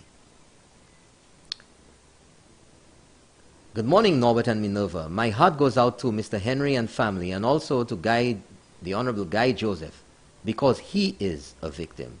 People grieve in many ways and we understand. However, had they come out and apologized and the SLP by extension came out with a statement condemning Mr. Henry's behavior, we would have forgiven their actions. Instead, Mr. Henry has gone on social media and other mediums trying to condone his behavior. It is a sad day for all of us. Next one. Indeed. Good morning, Norbert. Could there have been a murder-suicide at play, hence the reason for the firearm being withdrawn? Interesting question. We've seen things like that happen before. Put all the politics aside and say it's an ordinary citizen who had done the very same thing. Give me an honest answer as to what you think the outcome would be. He would have been locked up already. Good morning. Joachim Henry's action on Saturday desecrated not just the Seventh-day Adventist Church, but all denominations. Next one. Yeah. Good morning, Norbert and Minerva. God bless you guys. There is no excuse for what Mr. Henry did. He was being very disrespectful to the place of worship, and he needs to apologize and then step down. The firearm issue should be investigated further. There is a hole in the bucket, dear Henry, dear Henry. And the final one. Good morning to Keeping It Real. Dr. Anthony's statement that the SLP operatives ought to fight in Parliament and on the streets is similar to that of the U.S. former President Trump. Even he told the Americans to go to Capitol grounds and fight like hell. If they fight like hell, they should not have a country, remember. Good morning, you're on the air. Let's keep it real. Okay, hello? Okay, that person is gone. 4560931, we have another message, and it's a photo. So, 4560931, a capsized car somewhere. I don't know where that is.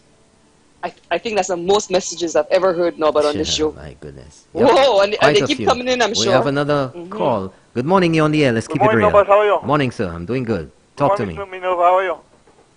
Morning, sir. I'm great. Okay. I have to sympathize with the Henry family. But you know, there are people who feel sorry for him, but at the same time, that gave him reason for him to do what he did there. And at the same time, people feeling sorry for him. There are people who like that, they're glad. They're happy about that. They're supporting that. That's all I have to say. Thank you very much, caller. Thanks for keeping it Thank you, caller. real. We have no messages here. I have something over here. Let me see. Great show. Finally, UWP has gotten serious about its PR. Have some ideas, please. Keep up the good work. Okay, we have another call. Good morning. Oh, you need to turn down your radio. Good morning, you're on the air. I have done that. Let's keep it real. Morning. Good morning. Good morning to the lady friend of my daughter who is there with you. Mm-hmm. Minerva. Okay. Yeah. Morning. Yes. Good morning, my dear. I want to find out if what happened there on Saturday at the church, if it was Mr. Guy Joseph that had gone there to do what Joachim Henry did. Forget about I it. want to know. Yes. Anyway, everybody know how things would be like a day like today. Yeah. Mm-hmm. Yeah. Because I cannot find, even yesterday morning, I heard Jugbois was relating to that, given the scenario. And I was like, what? I cannot find anything out of that. I don't know where to start and I don't know where to end. I'm not getting any juice out of what he was saying. When my daughter woke up, I was telling her what I heard Jugbois say, and I tell her I cannot understand what he was saying, where he was coming from. I could not find anything out of it. Right? When I listened to NBC, I heard the voice of the gentleman. I say, hey, but what is he saying? What is he trying to say? You know? When it was 1 o'clock on Newsspin, when I heard the conversation, Timothy played it again, I call my daughter and I tell her, come and listen. Come and listen for yourself to see if you can find anything out of it. You know? Yes. You there, caller? Yes. Okay, sounds like... Hello? Okay, sounds like he's gone. Thank you very much. Thanks for keeping it real. Yeah. Thank you. Let me see here. But that's a good point this caller raised, no? But if it was Guy Joseph, what would have been said? What would not have been said? From the Labour... Let's change it. What would not have been said? Good morning, you're on the air. Let's keep it real. Good morning, Mr. Morning. Caller, you got to try to call back. There's a lot of interference on your line. Okay, thanks for calling. I have a message here. Let me see if I can read that one. Morning, Norbert. Watching the show last night, you can see the hurt and pain that Mr. Joseph and his wife felt and are going through. I felt their pain last night, especially when Mistress Henry called Guy Joseph childless. Yes. Good morning. You're on the air. Let's keep it real. Yes, I want to make a contribution. Sure, absolutely. Go ahead, caller. Hello? Go ahead. You're on the air. All right. Yes, I'm listening to what is happening there and what the guy did on Saturday. I mean, I'm sympathizing with the Guy family because he lost his son. Yes, absolutely. You understand? Hello? Yes, absolutely. Go ahead. Yeah, he lost his son and stuff. But, I mean, coming to the church, that would be the best place for him to come, you know, and the members would be happy, including, hello? Go ahead, caller. Yeah, including the sitting minister. They would be happy to pray for the man, you know, because knowing what the man going through and stuff, death in the family, I mean, the churches like to get involved in stuff like that. Knowing you have a problem, you come to the church, you get members, you get the pastor, you get the church officers come together and offer prayer. But, you see, the Bible says what you sow, what you reap, that is what you will reap. That's right. From there on, the hierarchy of the Labour Party. And these fellas has been preaching negativity. These fellas has been using their followers to mislead them, leave them in the dark, encourage them to get in violent activities. You understand? And listen, St. Lucia, is that the men that is hungry for power, we will think of putting our little island in these fellas' hands? You have the leader of the former prime minister is talking about, we'll fight you wherever you go. And right now, the man feel okay to walk in the church as a member of the church to come and disturb this service. And the man colleagues, man, I'm disappointed in this fellow, especially Mr. Pierre. Especially Mr. Pierre. You're sending messages over the media and saying you'll stand with the brother. Stand with the brother. That is caller, that is what compounds the issue. Not a mention of what transpired, but trying to shift the circumstances to malmene people seville, that so many of them have come out now that you will be thinking from a different angle. It does not, it has not, and it cannot change the circumstances and what transpired there on Saturday. Now, I heard a gentleman made a comment, and the lady you have there supported it. If he comes forward, yes. Go ahead, caller, go ahead. And then I heard a gentleman made a comment earlier on, and he said, and the lady you have there in the studio, they supported him. If Mr. Henry were to come forward and ask for forgiveness, we the nation, because we claim to be a Christian nation, we will forgive him. Absolutely. But every action has consequences. Exactly. If you want to govern that country, my brothers, stop that hypocrisy. You talking about they have a slogan, we will put you first. We will put you first. And then when you want to put people first, you supporting negativity and all this kind of nonsense. When you look at this fellow's Facebook pages sometimes, they're using scripture. Scripture. We don't have no time for hypocrisy. Yes. But caller, let me tell you something. In forgiveness, there also has to be accountability. Of course. Absolutely. Absolutely. You have to own it. You have to accept that you have wronged before you can seek absolution. Forgiveness. You must, before you seek forgiveness, you have to acknowledge you're wrong. Yes. That you made an error. And people will be willing to forgive you. Of course, we will. We will. But we need to condone that, man. That behavior, you can't come in the church. Now, something that puzzled me with the exchange of the message. Wow. We're hearing you, caller. Yes. Go on. Something that puzzled me with the message. The man sent you a sympathy message through WhatsApp, and you claim the man not your friend. But you and your wife, you all responded to the message. Yeah. You all responded. I don't know what response was it, but if the man is not your friend, you have a death in the family. The man send you a sympathy message. If the man is not your friend, reply with some negativity so the man would stay away from you. But it looked like they accepted the message.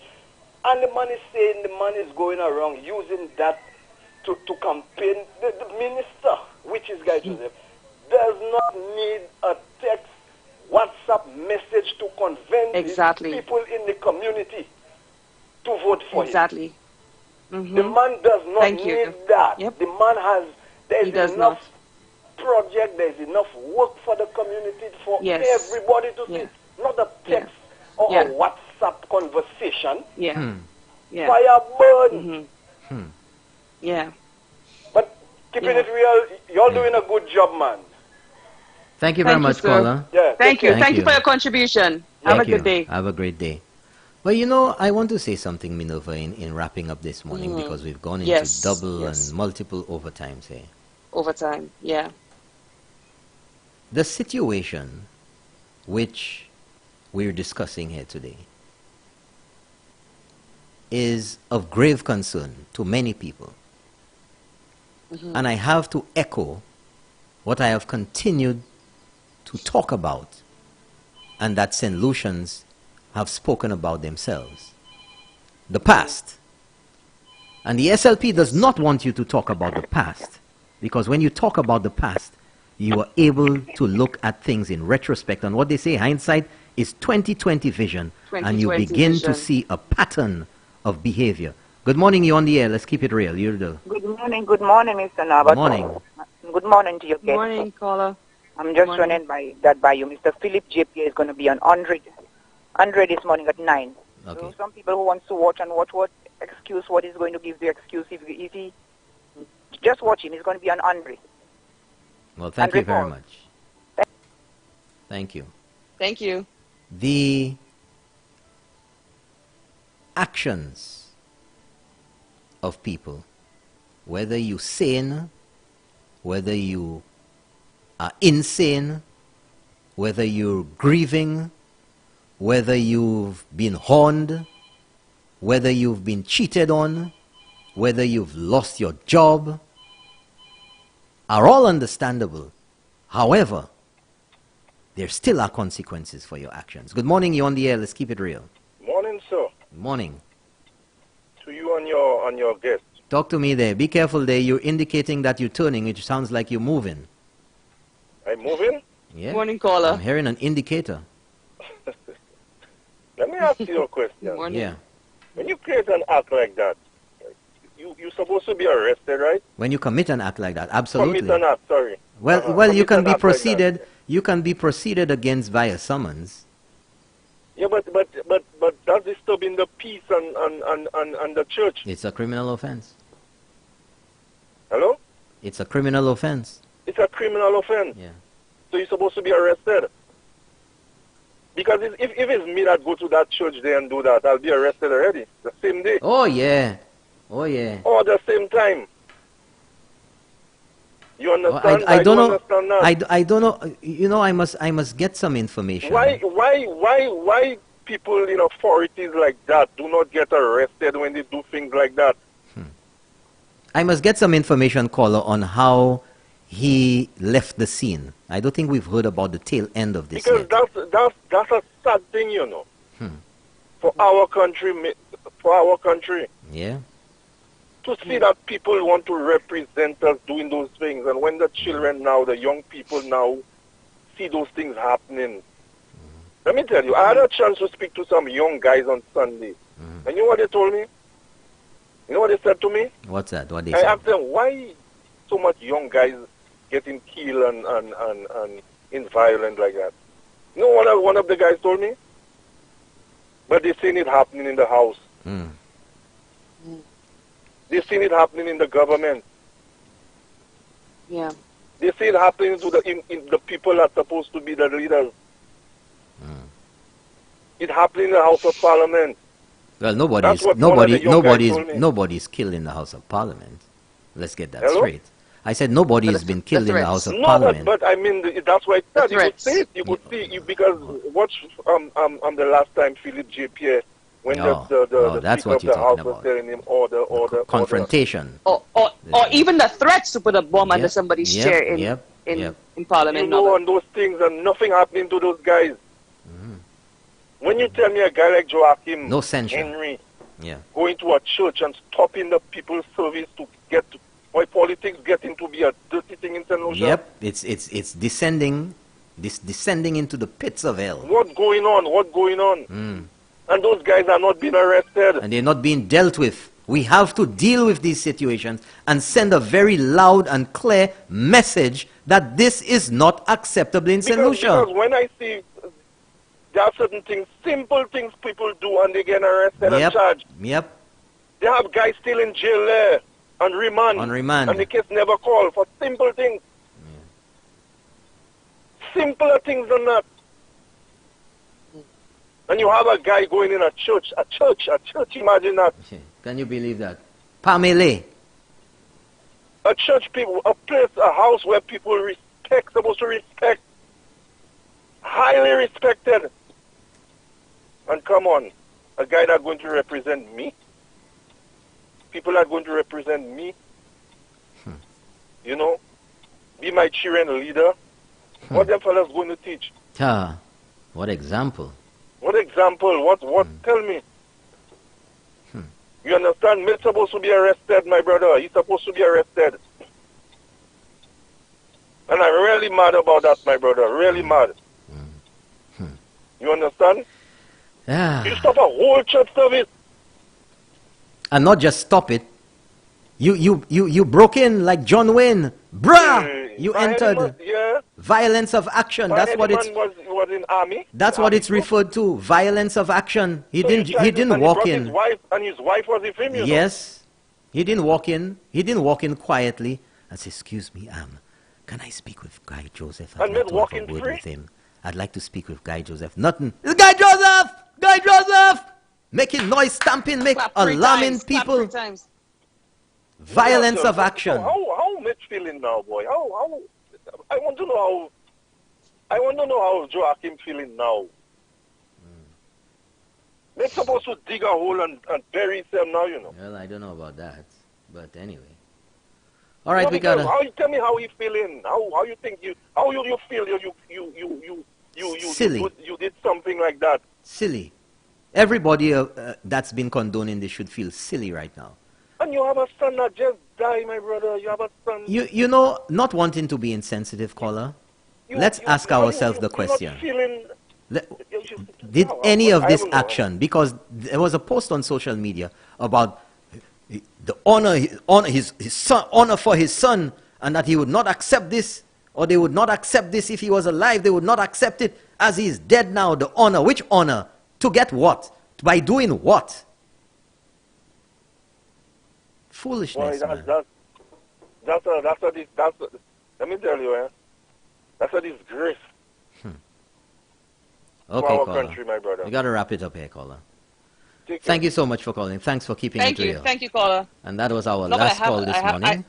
Okay, so we're There's a message I want to read. Okay, sure. I feel for the Henry family in their time of grief. Perhaps grief caused him to act the way he did on Saturday. Yet, in all that grief, he found the time to make the rounds on Jukebois and other talk shows. Mm-hmm. Is that what one might refer to as milking a situation? Mm-hmm. Was that on the advice of the party consultant? Mm-hmm. Grieve in peace and leave the politicking alone for now. Take time to grieve the loss of your child. Revenge is mine, says the Lord. If you and your family were wronged, take it to the Lord in prayer. Be good and faithful servants of God and let go and let God. Mm-hmm. Okay, good. Thank you for that one. We have a few messages. I'll just read those quickly. Good morning, Norby. Considering that Mr. Henry is a member of the SDA Church and his carnal actions were perpetuated in another, a sister church, will he be disciplined by the church? Because clearly the SLP condones his actions. Next one, we just have two more that I'll read. I think today it should be champagne and Norbert in the morning. No, I'm leaving here in a while, caller, messenger. Yeah. Good morning, NNM. Has Mr. Eubaldus Raymond been forgiven? Get me right. I am not implying that we should not forgive Mr. Henry. People called for Eubaldus Raymond to resign. No criminal offense, nada. Norbert, I am just wondering, if tomorrow another person walks into that same church doing the same thing, would they be arrested? And that's it for today, folks. Thank you so much for your calls, for your messages, for being part of the morning edition of Keeping It Real. Don't forget tonight at 8:30 on Hot 7 TV, channel 117. I'm going to be giving it to you live and direct, folks. More bombshell from Forestier. That's right, folks. I have it for you. Video from the Forestier Church tonight on Keeping It Real on Hot 7 TV. Coming up, we're into overtime. Champagne the man is in the studio for Champagne in the morning. I want to say thank you again to all of you for being here. Thank you to Minerva once again for being a part of the action right here, and hope you have a wonderful day. Thank you very much, and thanks for keeping it real. Minerva, talk to you later. Thank you, Norbert. Have a great thank day. you, Norbert. Thank you, St. Lucia. Okay. Morning, Champagne. Bye-bye. Okay, folks, bye-bye. Have a great day.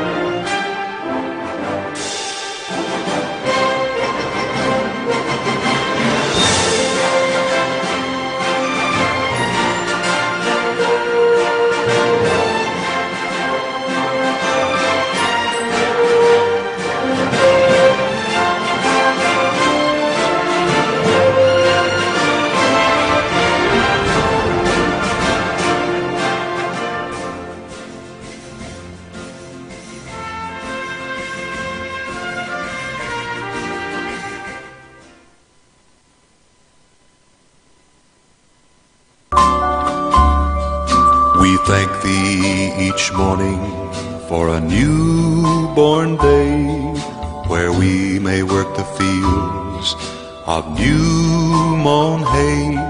We thank Thee for the sunshine and the air that we breathe, O Lord. We thank Thee.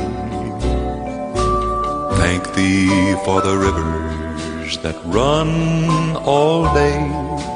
Thank Thee for the little birds that sing along the way. Thank Thee for the trees and the deep blue sea, O Lord. We thank Thee.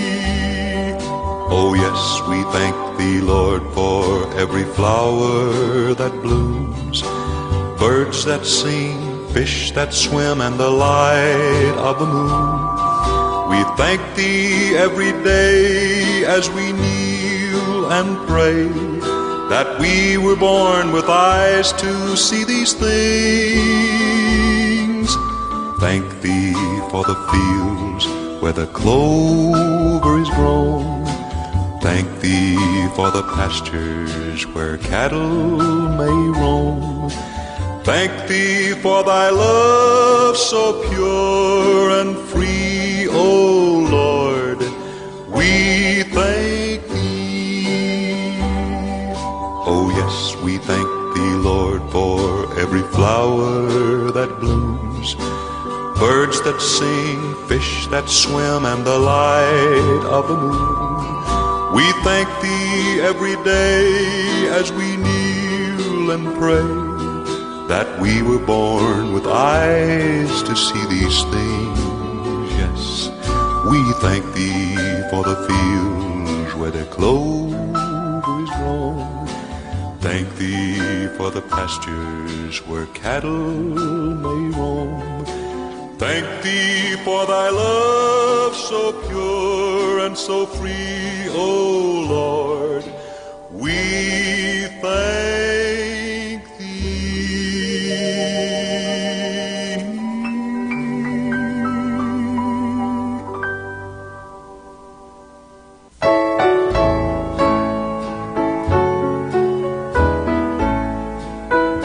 You are a child of the universe, no less than the trees and the stars.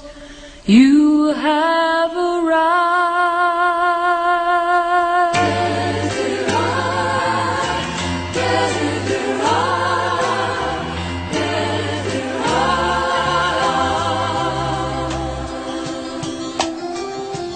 Go placidly amid the noise and haste, and remember what peace there may be in silence. As far as possible without surrender, be on good terms with all persons. Speak your truth quietly and clearly, and listen to others, even the dull and ignorant. They too have their story. Avoid loud and aggressive persons. They are vexations to the spirit. If you compare yourself with others, you may become vain and bitter, for always there will be greater and lesser persons than yourself. You are a child.